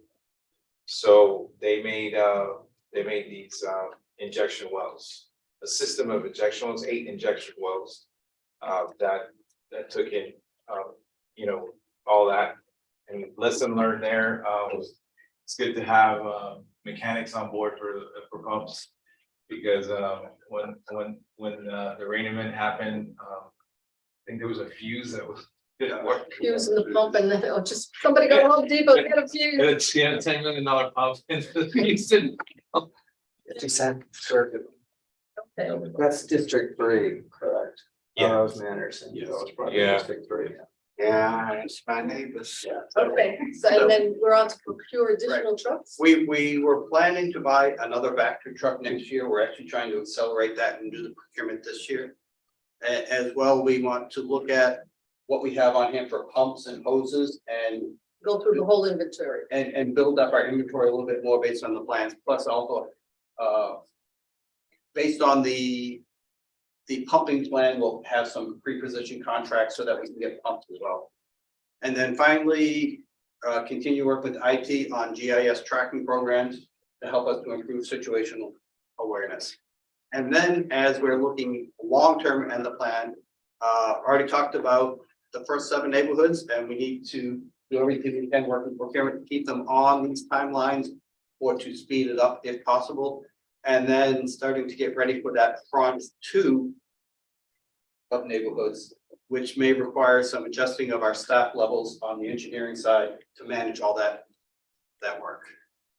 The bond funding that you have, is that gonna be sufficient for all of these?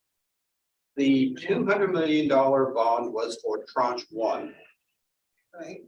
Tranche 2 would be a future $200 or $300 million. I don't know what the number would be for it yet. Well, we haven't even done tranche 1 yet. We have Edgewood and River Oaks are in construction, which is about $60 million. Yeah, but if I recall correctly, the money we're using to do Edgewood and River Oaks was money that we borrowed in anticipation of tranche number 1, paying it back. When are we gonna do tranche number 1? So that the documents are in process. You're absolutely right. River Oaks and Edgewood were done with a line of credit anticipating the bond. We had to go through what's called a bond validation hearing, which we did earlier this calendar year. Okay. And the bond documents have been under development for the last few months. And so it's probably in the next month or so that we will go out for tranche 1. Okay, well, we've done it 2 years ago and it's a lot cheaper, but coulda, woulda, shoulda, but at least we're getting it done. Yeah, you may recall that we went through a significant change in the way that we charge our stormwater fee. Yes, I remember that. Yes, I I'm sure you do. did. We all remember. And that had to be again validated Validated, okay. through a hearing. So between the developing the methodology and then going through the hearing, that's why we're where we're at today. But the city management at the time recognized that we needed to get moving, and they allowed for this line of credit for the first 79. So we applauded you at that time and still do. Yes, yes. So I'm glad that just came up regarding the stormwater management fee that we get on our annual property tax bill. What is that going for then? Is that part of the improvements in the neighborhoods, or No, that's, is I that don't just know, I think that's. staffing or? So the stormwater fee pays for operation and maintenance of the system, but it also pays for the debt service on these significant improvements. Okay, So it also, there's 4 levels of work that we do in terms of maintaining and improving the system. There's basic repairs that we do on a daily basis. There's what we call operational repairs. Those tend to be less than $100,000, which are replacement of an existing pipe, replacement of an existing catch basin. Then there are CIPs that are related to larger street level projects that we do. And then the final piece is those neighborhood level projects, these seven or 8 big projects that we're doing as part of the stormwater master plan. The stormwater fee pays for all of that. And we have been working with that fee to lay the groundwork so that we can do these large scale projects. Because $200 million is nothing to sniff at. It's a lot of money. okay, thank you. Okay. Apologize, I have to leave for being on call. You should also even get some rest. No rest. They don't get to hear about City Hall? This team right here, Can you is stay for great just a team. second on City Hall? You want to stay just for a few minutes on City Hall? I have to get on this, and I don't want to lose this opportunity because we need the money to come very fast. We'll have our discussion. We're looking at getting checks to the people as early as. Go. Wow, great. But City Hall will be discussed tomorrow. Yeah. So sorry, we're on a roll. Go. Take care, Go. Okay. So, and Yes. we're at the conclusion. Oh, conclusion, all right. I told you there was a lot of Yes, information, but okay. Well, thank you very much, and Questions? a lot of questions, yeah, and I still think we haven't covered the idea of, I think, Peter, you said it better than I have been able to express it. We're dealing with a design standard and this whole concept of 5-year storms and 100-year storms. I think it's out of date. You know, because we don't know that there won't be another 1,000-year storm tomorrow. Because it's not a question of this is only happens in 1,000 years. This happens when certain meteorological things align and it's got nothing to do with the statistical repetitive nature of it. It's got to do with climate change. So we could have another one next week. And so it's not something that, well, we don't have to worry about. It's not another 1,000 years. We do know that we can never design a system. Right. Yes. We understand that. So- And what we have is, and what we have demonstrated is that the staff has done a Herculean task of dealing with the effects of that kind of an event. Yes. But 3 inches is not the standard anymore. I think we have to face it, that 3 inches is not the standard anymore, no matter how difficult and how expensive and how creative we have to be to up that game. We may have to up that game. At least we have to think about upping that game, in my opinion. Well, it's upping the money is what it's upping, because it's gonna be all about the money. at some It's point, always all about the money. Right, Well, and the political will to do it, and which comes down to money. But also the creativity. It's not only just the money, it's the creativity that, you know, we have to say, okay, now we're gonna do this and let's find out what is the best way to do this. If the old fashioned ways are not working anymore, then there may be new technologies, there may be other ways for handling it. I don't know, I'm counting on the engineers. It's a variable situation because just even years ago, I can remember the flooding area and everybody saying, well, we're gonna have to rethink the floodplain criteria that we're getting. The more- FEMA maps, we had to redo the FEMA maps because they were old fashioned. And like I said earlier, your 10-year storm may be reoccurring I'm just pulling them out, 5 years.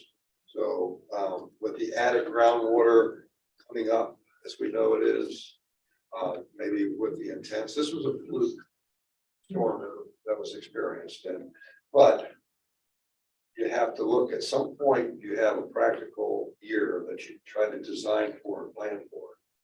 And hopefully that doesn't destroy the system, the people that are out in that area and handles, but you're gonna get those crazy storms. Yeah. So I would agree with Ralph, but my only thoughts on this is that you do have to have a starting point, but maybe you can do what I call a sensitivity analysis, where you say, well, the base design is for the 5-year storm, which we think is approximately so much. Let's do a design for that. Now, let's see if we design a 20-year storm, what we think is, what does that do to the size and the cost of it? Nancy? So one of the constraints on having this kind of conversation is that we have to watch out for not only water quality, but water quantity. And when we design a pump station, it is permitted for a restricted use.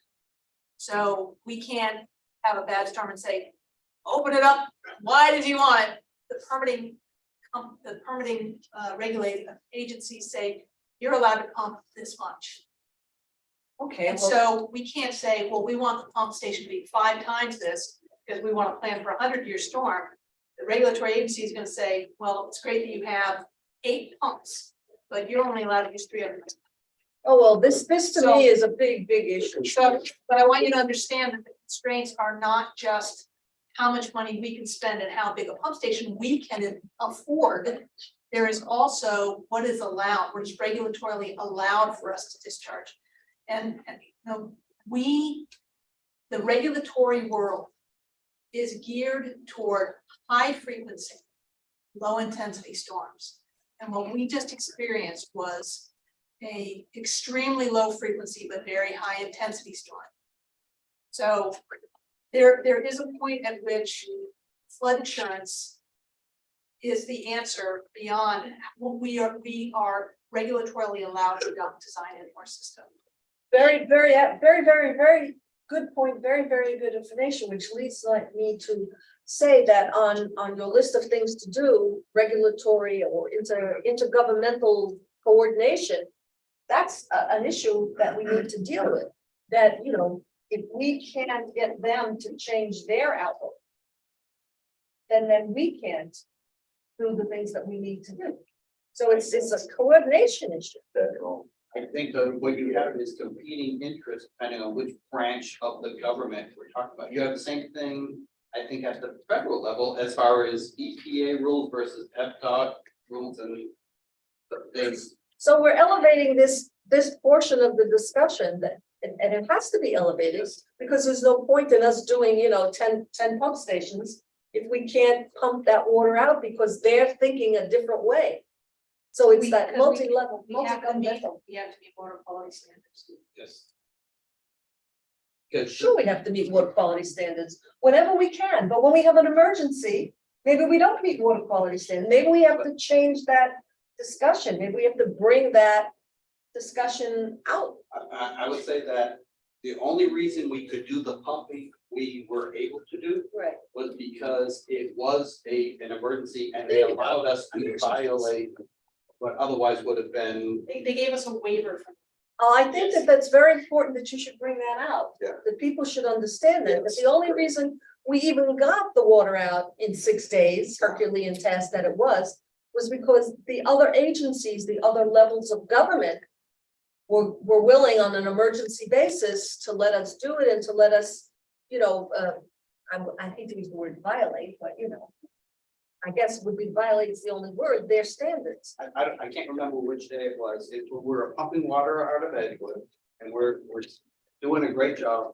And lo and behold, here comes the FDOT inspector. It's gonna give you a violation. With a $100,000 a day violation if we continue pumping water into the FDOT. He was not aware that we had all these waivers going up to the secretary for FDOT, the secretary for DEP. Right. So he was just doing his His job. job.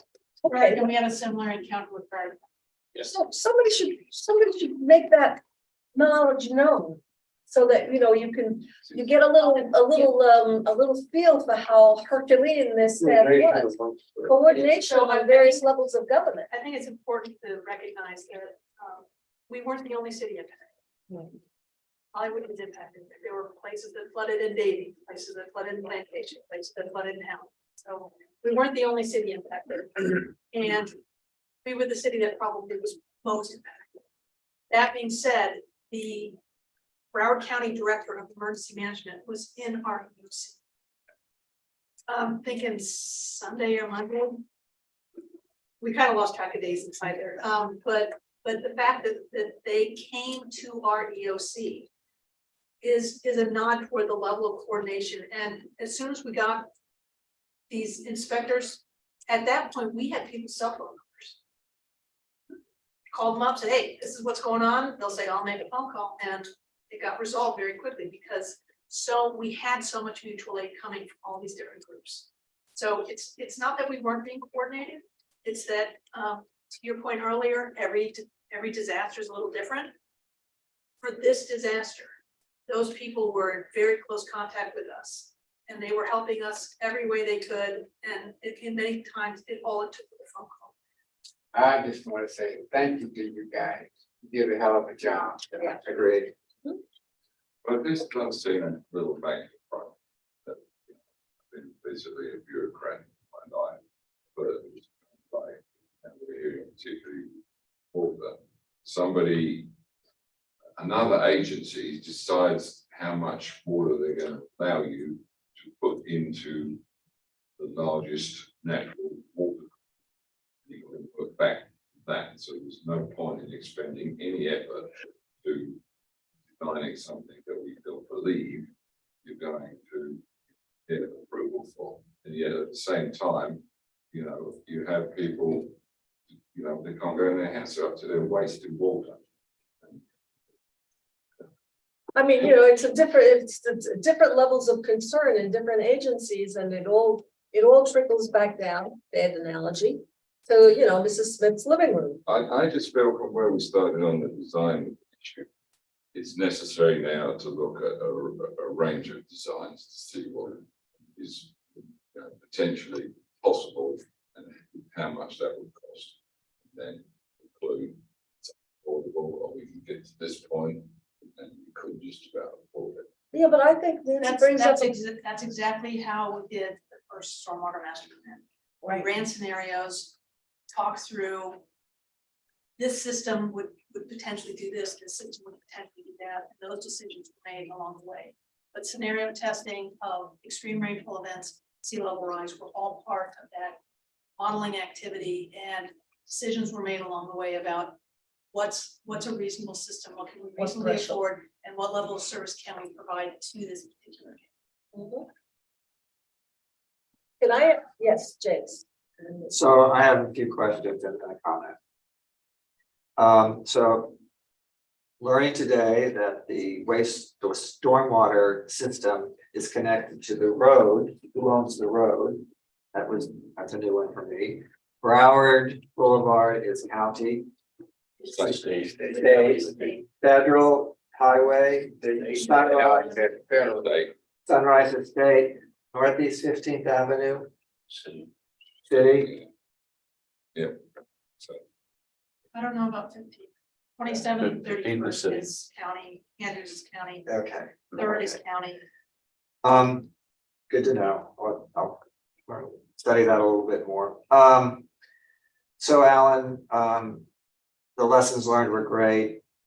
Is there a lesson learned about communication amongst the organization, the Public Works Department, and associated with any kind of problems with City Hall communications going down and systems going down or anything like that?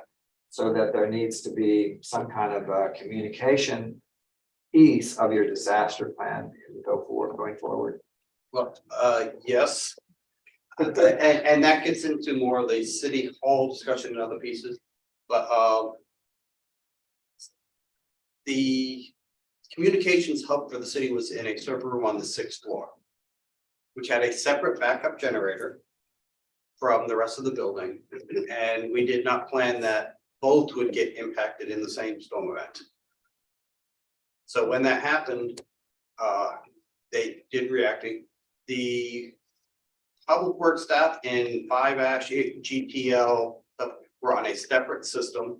We had communication systems. The only thing we couldn't communicate with was the public through those systems. Okay. But we were able to, using radios, through cell phones, through a lot of other means, we were able to stay in contact with everybody. I just couldn't receive your emails. Yeah, I wasn't sending you. No. You didn't need to hear from me. No, I was just going. But IT, just like we do, they went through and they're doing their lessons learned on this and how to have not only backup systems, but backup to the backup systems for communication. Okay. And Public Affairs was pushing, I have no idea how, but they were putting out notifications and posting stuff on the web and trying to get information out. But in an emergency like this, it's all about communication, getting information out so people know where to go and where not to go. So, IT moved the majority of their servers. They had a 3-month plan on how they were moving it. They executed it in 3 days. And in doing so, they also prioritized which systems we needed in order to do the emergency response. And so GIS got up very quickly. Q-Alert, our customer service piece, got up very quickly. They understood what needed to go up quickly in order for us to respond as a community. So I was amazed how well we were able to communicate, even though we didn't have certain functions that we were accustomed to. That's good to know. That's the good. call center never lost communications. You know, that's key for us. The fire and police, they never lost any of their communication. The critical pieces stayed in place. So we have I'm sorry. So Alan, based on this experience and your lessons learned, and to go back to what Peter was touching on regarding disaster planning, what about some of our other key public work systems, such as 5-Ash, such as GTL? are you comfortable with the level of your disaster planning for those systems as well? Based on the kind of experience you just gone through and what you've seen, what you needed to get this one, get through this one? They did not lose a beat during this operation. We have and I don't have it here, we have our emergency response binder plan that's about that thick, and then we have a number of continuity operation plans, and that's what they executed. Okay, so that's, everything's already in place and it worked like it was supposed to work. Everything on the water, the wastewater side operated exactly like it was supposed to. Okay, that's great to know.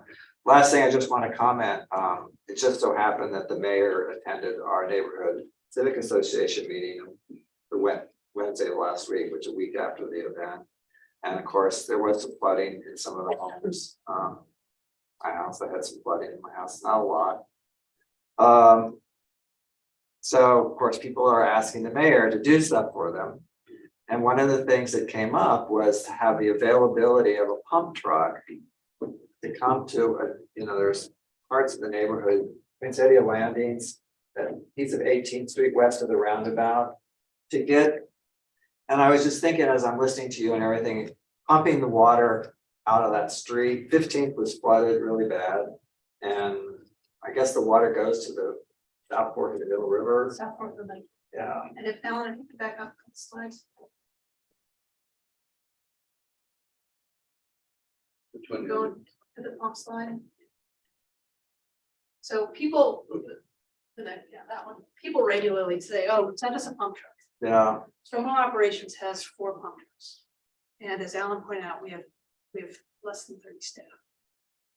So if we sent a pump truck to every location that every person that asks for a pump truck, we would need 50 pump trucks and we would need 100 staff. A pump truck can take on about 3,000 gallons. A 1-inch rainfall will drop 3,000 gallons in a heartbeat. So the answer is not send me a pump truck. I had someone call me from Edgewood at 6 o'clock and said, you better get a pump truck out here right away because it's about to come over my front step. And I looked at the radar and I said, I'm sorry, but a pump truck is not going to take care of this. The solution is not always a pump truck. So we talked about pumping. Our current resources in terms of being able to put out pumps, Stormwater Operations has 3 pumps. This is not something that we are not inventoried for an immediate emergency response. We are inventoried for operation and maintenance of the system.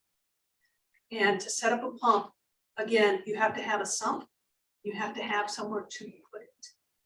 One of the challenges that we saw that Alan did not include the slides, but the height of the Middle River during the storm was also an impediment for drainage. yeah. I think that, So Cause problems on 15. nothing that we can do about it. Yeah. There, until we have somewhere to put the water. Yeah. We can't, it doesn't make any sense for us to do anything. Otherwise, we're just pumping in a circle. well, you might mention to the mayor about sending pump trucks to neighborhoods. And I'll say that on the night of the 12th, it was around 9:30, 10 o'clock, we're getting called from Broward Health to send pump trucks down because people couldn't get into the emergency room. And there was nothing we could do for that. No, there's not, we couldn't pump it, that's not, there couldn't have mobilized the number of pump trucks that would have been required to take the water off Andrews Avenue in order to get it to the point where they could. I think you did an amazing job. I'm not being critical at all No, here. it's a challenge with expectations. Yeah. A pump truck is not the answer. A pump truck is the visualization of salvation, of the moment. But it is not the answer be all. We were able to go through Victoria Park about 3 days after the event and pump down intersections with a single truck. So a flooded intersection, 3,000 people, that cleared those intersections, and it created that ability for people to get in and out of their neighborhoods. That's a good application for a pump truck. To try to pump down an entire neighborhood or to try to pump down a tidal event that's completely swamping a roadway is not a good application for a pump truck. And some of these pumps, the 12-inch pumps, they can pump about 3,000 gallons per minute. So the Pumps is the But answer. you have to have a sump. you have to have some. Well, that's on your list of things. Okay, can I go back a minute and then, well, you first. Well, I was just gonna ask, when you brought up the point that Middle River was up so high, did South Florida open gates or is that all upland flow? They opened their gates Okay, because they were trying to preserve western right. groups. And the water level, again, we had got a lot of rain and that just naturally elevated the groundwater table and it elevated all of the areas. Now Alan's got a picture up right now of South Fork. So I'm gonna come up front. Yeah, but I heard a lot of complaints about, oh, they saved all the western places and they let us drown. Yeah. Which Yeah, they have their responsibilities too. So the green is the tailwater. That's the water level that we were experiencing on our side of the salinity control structure. The black is the headwater that's on the western side of the gate. And you can see that they weren't that different shortly after the storm, and then flow. This is the water that started to flow over that gate with time. So we didn't get back to our normal water levels until the 20th. So whatever water would have discharged through gravity, it took till the 20th for that water to be able to reasonably flow in to the south. Wow. So even if we were pumping would have helped, but it would have been pumps, not tankering, in order for us to be able to push against this head. The other thing I want to point out is that a couple days before, we got a big rain. And that was at the capacity of the system, and again, 3 inches in 24 hours, so it takes time for the system to readjust after it gets that rainfall. So we got this primer rain, and then we got the primary rain. Is there anything that South Florida Water Management District could do about that, or are they unwilling to do it? I think we're gonna have a conversation with them, especially related to the sluice gates at Lauderhill. But we're substantially downstream. At the South Fork, South Fork and Middle River, we're substantially downstream from their control structure. This is as much influenced by tide as it is anything else. Yeah. But you can tell by the head and the tail water that the rain event absolutely influenced part of what was going on. And you can absolutely see that they were releasing water over their gate. can we go back a minute to the sewage treatment plant? And the fact that we had to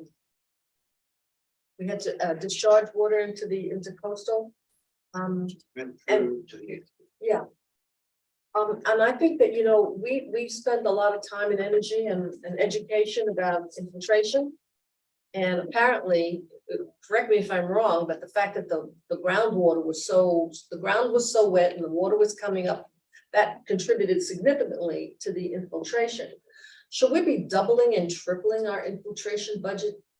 Our budget to deal with those pipes so that at least the water doesn't end up in the sewage treatment plant and then eventually into the intercoastal? One of the critical ones right now, probably the deeper ones, is like the ones up in where I live, they're at the upper end, so the groundwater isn't plenty. Well, the deeper ones groundwater here- apparently is getting in because we were pumping Well, a bunch of. Well, this was also inflow because it was up above the top, so it wasn't just infiltration. So you, Explain to me that again, it was up above. inflow is when it's up above manhole covers and actually seeping through manhole covers or other openings straight into the lift stations themselves. So it wasn't So- just coming into the pipes, it was coming over the top. Correct. So this is Some an people extreme event, private not a property is great. Private properties. inadvertently connected to the surface water is inadvertently connected to the sewage system, or inadvertently it was deliberate. But still, even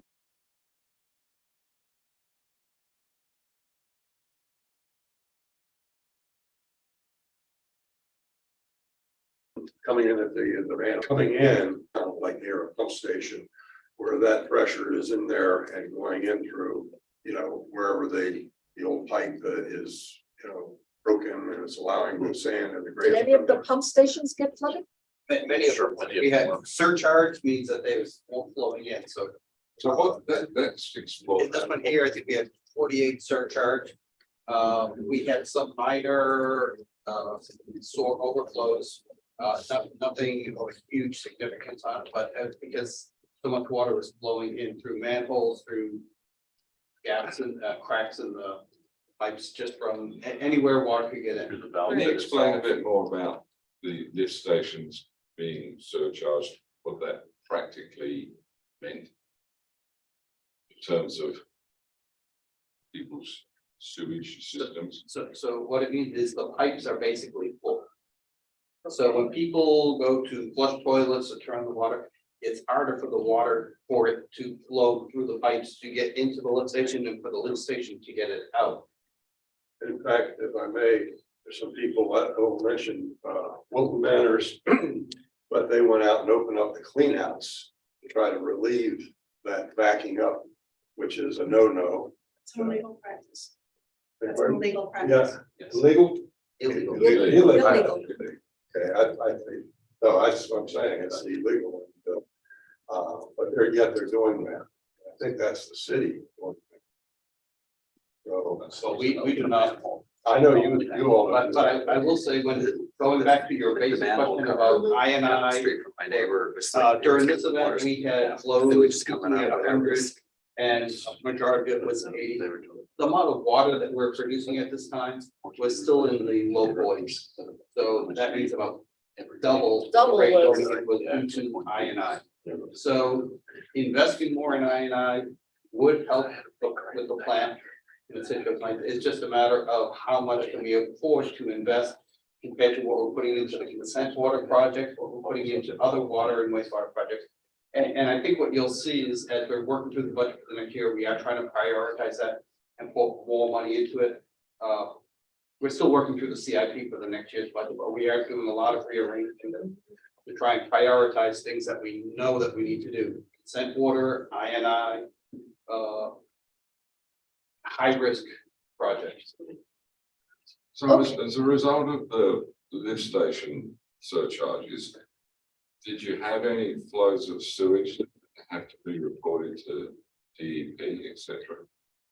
I think we had 2 or 3 during this time. I can't tell you. for sure. Bayview, there's one on Bayview. We had to report the effluent. We had an issue at the Gulf Mile where it backed up. Throughout the entire system, we lost the pump station due to a mechanical failure and it backed up and we had to bypass pumping. So I know that was one. Yeah. Yeah, that was it. It had 2 pumps and one pump failed, so one pump wasn't enough to pump, so that's what we had to do. I think I've read that the buildings on the Golan, so it's backing up into their basement garage. That reminds me of a situation in Broward County when I was there. We had a pump station and we had the wet well that was inside of the structure up there. And unfortunately, we had a pump problem and it flooded up into the upper structure. And poor guys out there were trying to figure out how they were going to connect that pipe down there.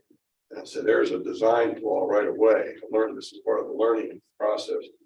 We put up raised it up to within about a foot below the hatch at the top.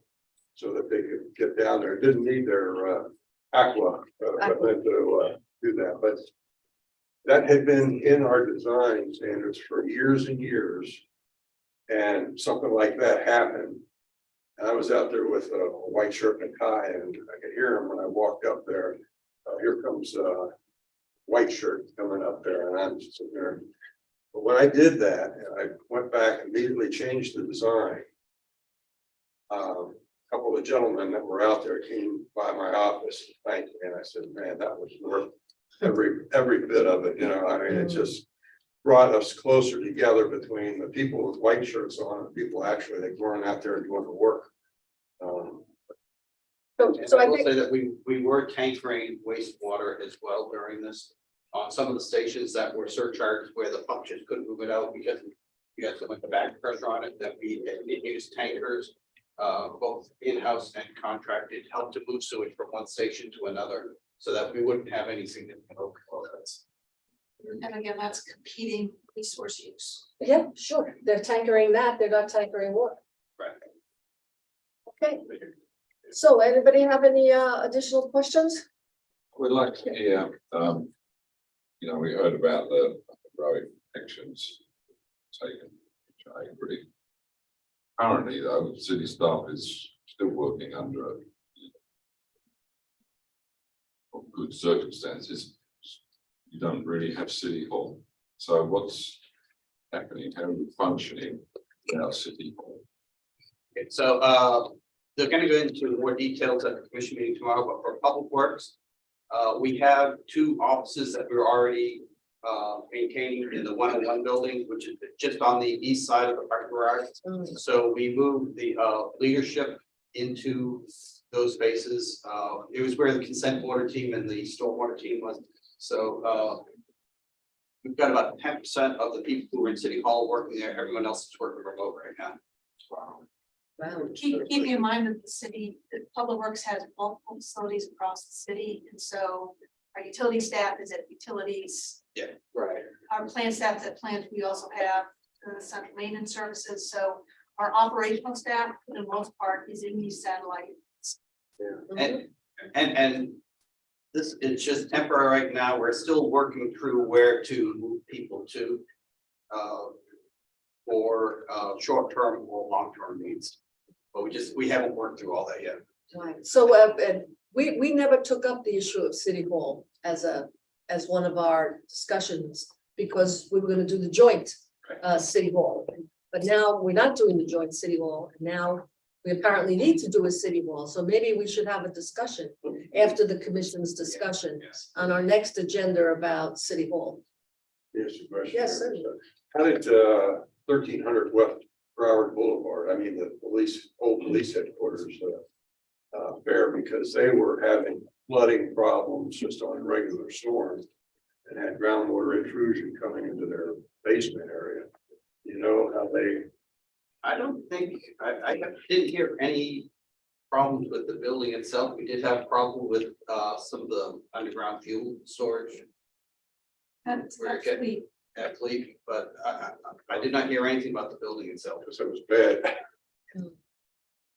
Okay, so if anybody doesn't have any other questions, The slides, we're done, we're killing the slides, we're at, what, 4 o'clock already? All right, well, this was our major item for the day. I think this was pretty exhaustive. Yeah. Any additional questions for them? No? All right, so we're all, yes, I so, was gonna say that, Yes. for future meetings, they're still trying to work out where to have, task forces and committees and meet. This is one of the options, so that will be, proposed as a place to meet. I think there's also a possibility of a room at, DSD. But you wouldn't be able to have public participation at that one because it's a little bit smaller, but, mhm. I would, we're not gonna have city hall, so think about where you might want to have your future meetings, and that can help us to. Wherever you can find a space that works. I mean, I'm not going out and soliciting venues, whatever works. But if this is good, I. This is fine, this is fine. There's a smoothie place right down the block, it's great. Before we adjourn though, there is one item on the agenda, I didn't see it on the agenda, but we have to figure out a way to do this. We have to talk about our September meeting has to be rescheduled because it's on a holiday. Where's our? Right, Okay, why don't you come up and tell us about the meetings that have to be rescheduled? okay, We talked so, about it last time. Yes. right, so your September meeting is on a holiday, so we can go ahead and schedule a new date for that. Okay, so the one before, the one after. What's the one before our date? The one Let's week, look at it. I don't have that up. I'll get it. I think it'd be better to do the one after, so we won't have, if you do one before, we're gonna have 2 meetings in August. Right, Sounds that'd be in good. August. So let's do it the Monday after. Okay, And that would be, wait a second, let's go, let's. well, check it give all me out. 1 second, because I have to communicate with Camille. She's in the clerk's office, and I want to make sure that that date is available. Okay, Yeah. And then we also have to, while she's doing that, we also have to talk about our July break. We traditionally take a break in July because the commissions takes a break in July. So if I could get a motion to cancel the July meeting. Yeah. Before you get the motion, Yes. let's make sure we have anything pressed. We will probably always have something pressing. And if Well, we have to, we'll, I'm concerned, certainly for the next few weeks, you know. Make a lot of extraneous requests and stuff. Situation. I agree with you. So should we cancel all of our meetings? Not to the end of the year. Till the end of the year. Wow. We're initially scheduled for July 3rd. No, that's not gonna work. We're not doing that. We're not doing that, no. So let's just cancel the Cancel July July. meeting. Motion to cancel July. I have a motion to cancel the July meeting and a second from Mr. Roosevelt Waters. Okay, everybody in favor? Aye. So we've taken care of that, and it's just the September one we have to work on. So let's go to September. It would have been September 4th. Okay, and we're looking at September 11th. Is that correct? Yes. Everybody put that on their calendar. We're looking at September 11th. Vicky's got to. And Vicky's got to confirm that it's available. What she's doing. that- What will make it not available? Some other, you know. Oh, you mean the room? The room, yeah. Okay, Look. so it's gonna take time because that meeting was supposed to be in City Hall. Right. So now that we're gonna be here, I have to communicate with other departments. Okay, well, we've certainly solved the July one, Okay, and we have time to solve the September one. Okay, not a problem. all right, yes, Peter, So I have one item. yes. Quick under questions, comments. You have an agenda item for 7.3 chlorine flash mix at GTL. Can you explain about that a bit, what that is exactly? That's on the agenda for tonight. That's Tuesday night, Sorry, sir. Well, it's one bad piece. Yeah. Okay, so. Well, you know, you don't know. I'll also. No, Alan, is your presentation at commission at the conference meeting or the conference meeting. conference meeting? And it's at the Parker Playhouse. Yes. Oh. Yeah, there's no city hall, it's a short place. It's a show. It's always a show. Are you kidding? Lots of drama. Sometimes it's a It's conversation. under the budget amendment. Oh, maybe that's why I'm not. Under the budget amendment. Yeah. But yeah, that one is, it was one of the recommendations that I believe came out when the EPA came down and did the inspection. They talked through a project to do it. Well, I'll bring it up again next time, but it doesn't really affect the capacity, correct? And it's, the bottom line is, it's something, the outcome is something that's required by the consent order. Put it like that. The outcome, yeah, yes, it has to do with that pipe, right, with the phase 3 of the pipe. Yeah, here's that.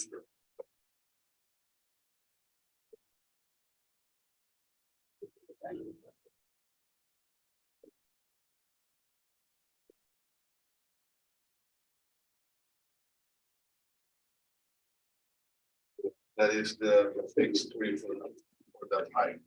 They were doing. That's whatever we did. Maybe we need to do it.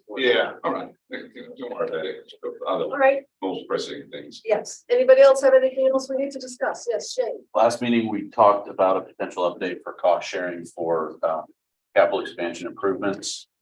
Yes, Maybe we an update next month if there's some movement with that. Okay, well, we have to reschedule Lorna Trail, but we can hold off on Lorna Trail. I mean, these guys are busy. I don't want them to. Yeah, and it could push too. Something just in the future that. Well, we're definitely gonna do City Hall next month, all right? So let's put that on the agenda and that'll be topical. They'll be working on it. It'll be, And the other things we may have to wait a little bit. So let's give everybody a break, okay? Yes, So Ralph? I think we have a combination of sewer and stormwater. So, but the sewer system we're at, like with a hydraulic gradient, with a full flow. I bet you we flushed out a lot of the storm Uh, sewers. Bet you we flushed everything out. Unfortunately. Yeah, We flushed a lot. we flushed a lot. Thank you very much, everybody. Thank you. It's adjourned. Thanks again, Thank you for everything. You're president elect. That's nice.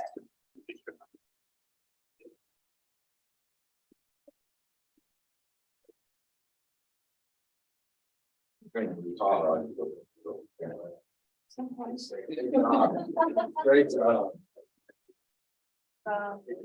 Picture of. Hang on. Oh, yeah. Okay.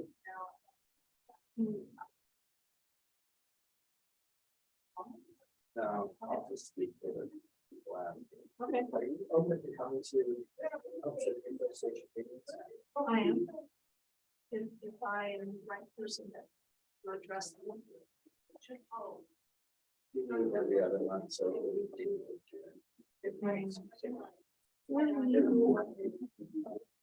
Well, we did tonight.